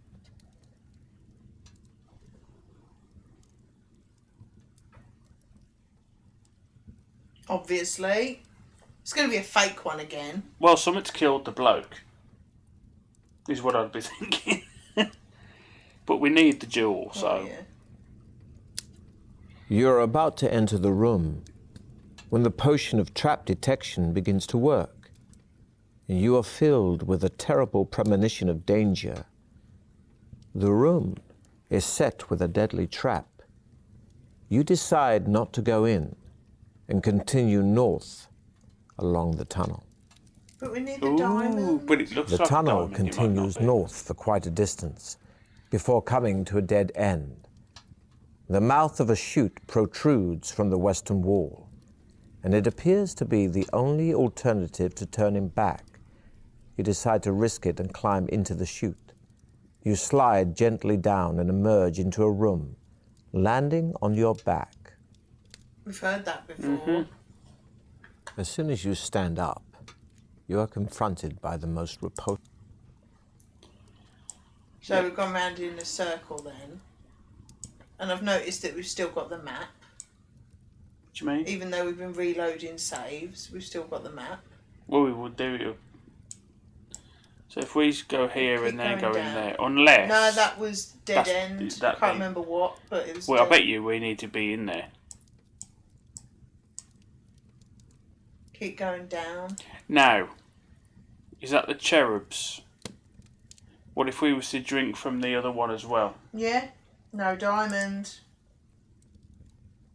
We are currently diamondless. It's quite sight. rude. The tunnel What gems have we got? soon divides into 2. You hear a buzzing sound coming from the western branch. It was north. The tunnel leads into a dark chamber covered in thick cobwebs. Clawing your way through them, you That trip can't over have been a diamond wooden then, if we can't casket. get it. Unless the trap detection potion if we didn't drink it, we would have gone in there, tested our luck, got out the way of it, then took the diamond. Maybe. Open the casket. That's exactly what Lou just said.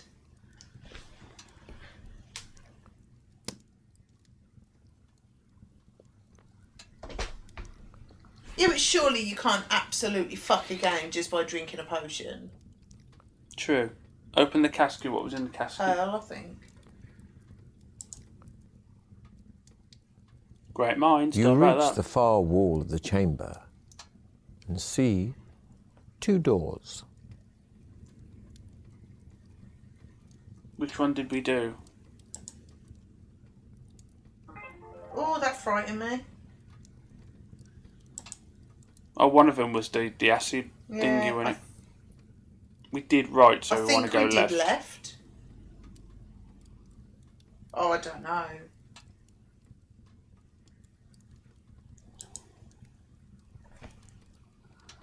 As you touch the door handle, it goes soft in your hand. The door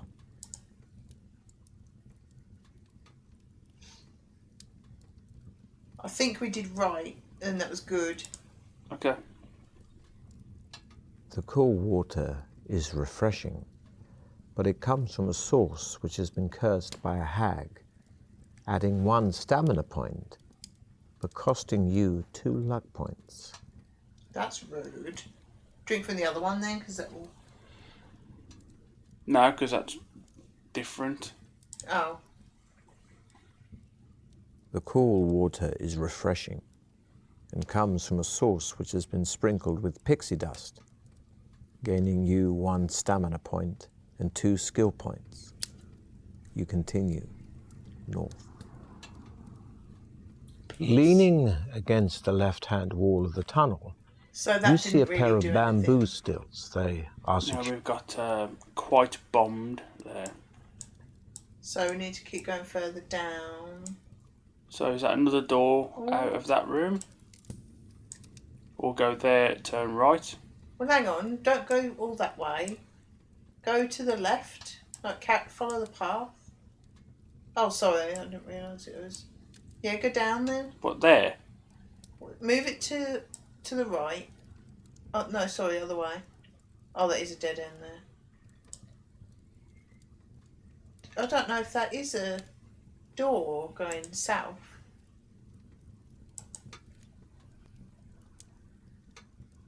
securely chained. The tunnel ends at a large oak door. Throm wastes no time in testing the handle and is somewhat surprised to find the door unlocked. He pushes it open and walks into a torch-lit chamber. Sitting alone on an ornate chair is a dwarf who bids you enter. Oh, no, it ain't. Maybe we needed to get it well before then. Go down a bit. See, we got that Yeah, do that direction, one then. so... It looks like there's where the save point is, there's one to the left as well. There is an open pipe in the right-hand wall, about 1 meter in diameter. It is too dark to see far down it. You shout into it and hear your voice echoing down the iron pipe until eventually the sound fades away. We didn't go all the way down the pipe.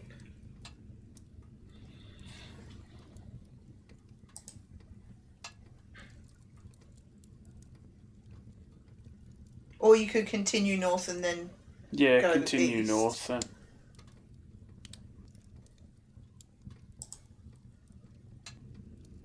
Because we've only got 1 gem here, bearing in mind. Oh, we must have... Because you What don't... did we get out of the box in the pipe? I think you've got to go down the pipe and then come up again to get that box. The pipe is wet and slimy, but you crawl on into the dank darkness, slithering and sliding as you go. Mick knows where Suddenly the your diamond hand is. touches something hard Shut up! and square, Slag. which feels as if it is made of wood. It rattles as you shake it, and you decide you must be holding a box.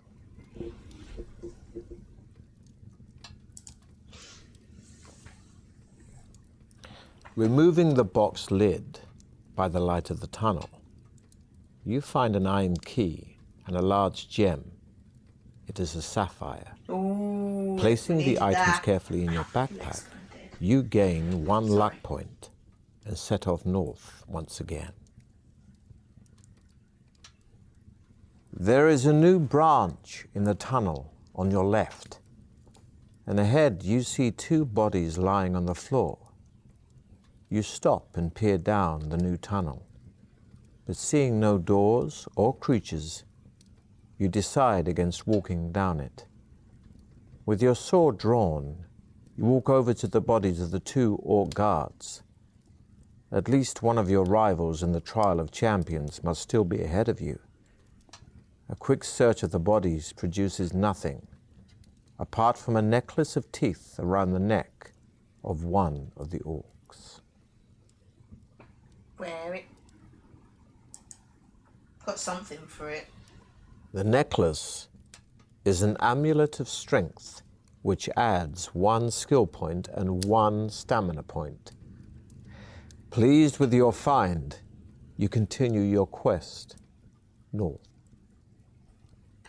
The I know tunnel I'm soon gonna ends give at it a the junction. absolute kiss of death. Standing there but it hasn't been alone buffering. and wondering which way to go is one of your rivals. It is one of the barbarians. You call out to him, but at first he does not answer.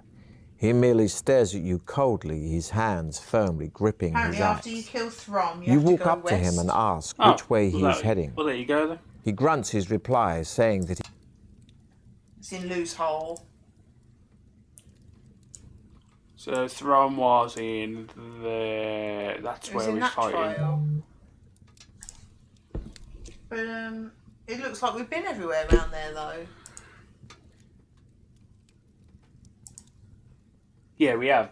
But he is going west with lightning speed. You thrust your hand out and grip the cobra just below its open mouth. You lift it up, and hang with your on then. arm outstretched, you well, where? I don't get it. Well, Unless there's a you're secret- doing the trials now, ain't you? Unless that is west. No, it'll be south. You've done the trials though, haven't you? You're doing them. The third one is killing him, ain't it? So have we got to You kill him dangle it in again? front of the dwarf. He doesn't flinch, but says in his calm, expressionless way, Please put the cobra back in the basket and prepare for the final part of the test. Follow me. You do what he says and follow him back into the chamber, where Throm is pacing up and down, obviously ill at ease. You wave to him while the dwarf opens a second secret door and tells you to walk on through and wait for him. Again you comply, and you find yourself Gotta in kill another Throm circular again. room. Although this one resembles a small arena, See you later, Tess. Bye, the floor Tess. is Thanks for covered coming. with sand, and a small balcony runs around the arena We'll wall. try and find the diamond. Opposite the secret entrance you came in through is an ominous-looking wooden door.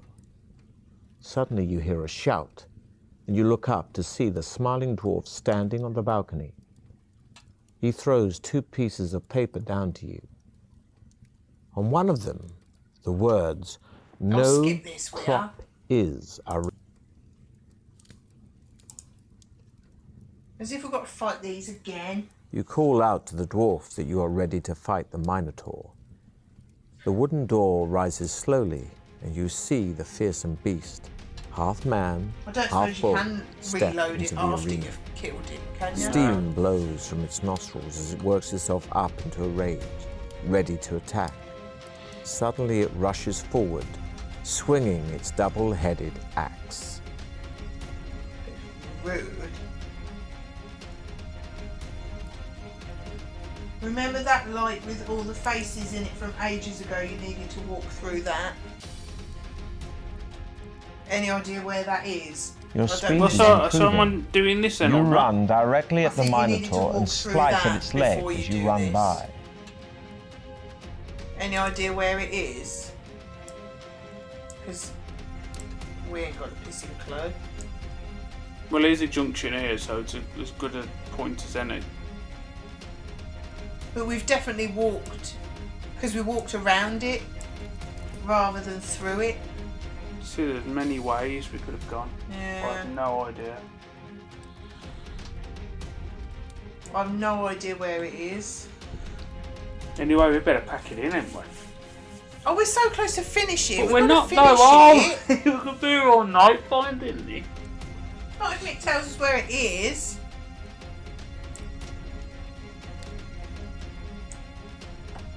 So where? I don't know.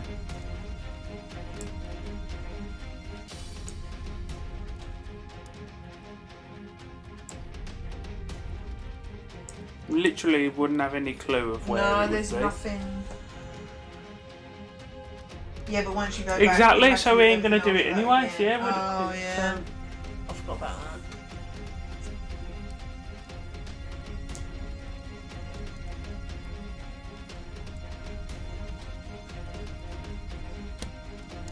What? I'm upset. I'm gonna see if I can find out whereabouts it is and see how far back it is.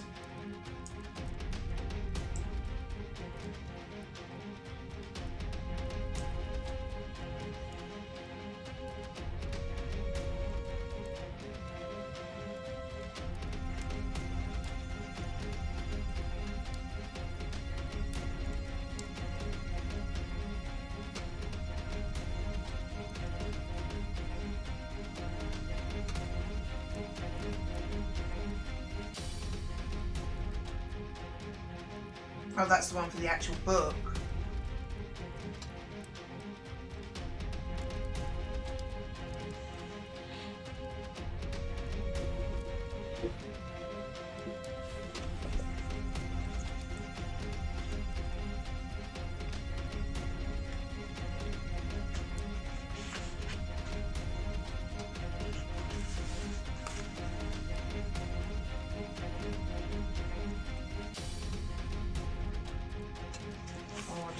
Because it's all for the book. There's a picture of it in the book if that helps. What page?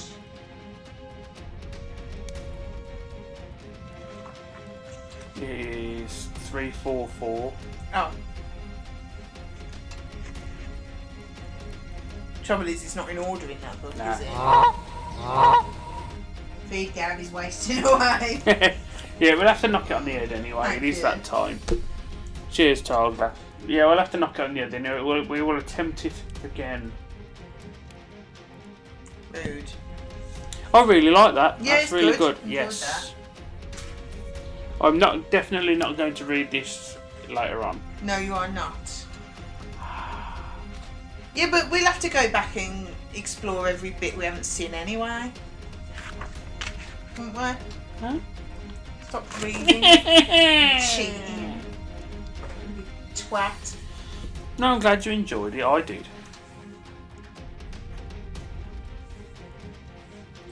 Right. So that's all saved, isn't it? I don't know. That would be hilarious, wouldn't it? Especially with our wicked dice rolls. Oh, pull my ear roll out. Quit, please. Are you sure? Yes? No? No. Oh, Black screen. How nice. Right. gotta do the things. What's the things? What's the things? You know, the things. You know, You're such a dickhead. Thanks. Freaking hell. Oh, I'm glad. I am. And I do believe that a certain Mr. Tez. I'm not raiding him. Fuck you, prick. Rude. I will then. Yes, I'm not raiding you.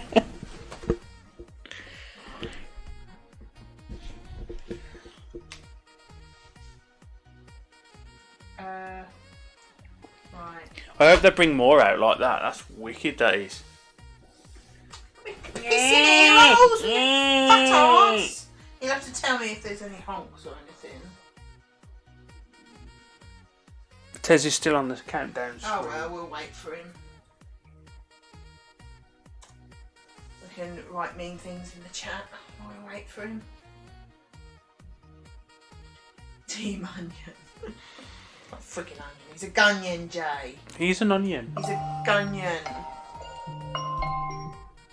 Thank you for watching. Thank you very much. Thank you for all the bits and things. All the things. And I should be right to stream on Tuesday. Probably more Porsche because I'm quite into that. So, yeah. Say bye to the nice people. Bye, nice people. Well. And everyone else. Some of them are nice. Right, I'm sending the raid. Thank you very much. See you all soon. Bye.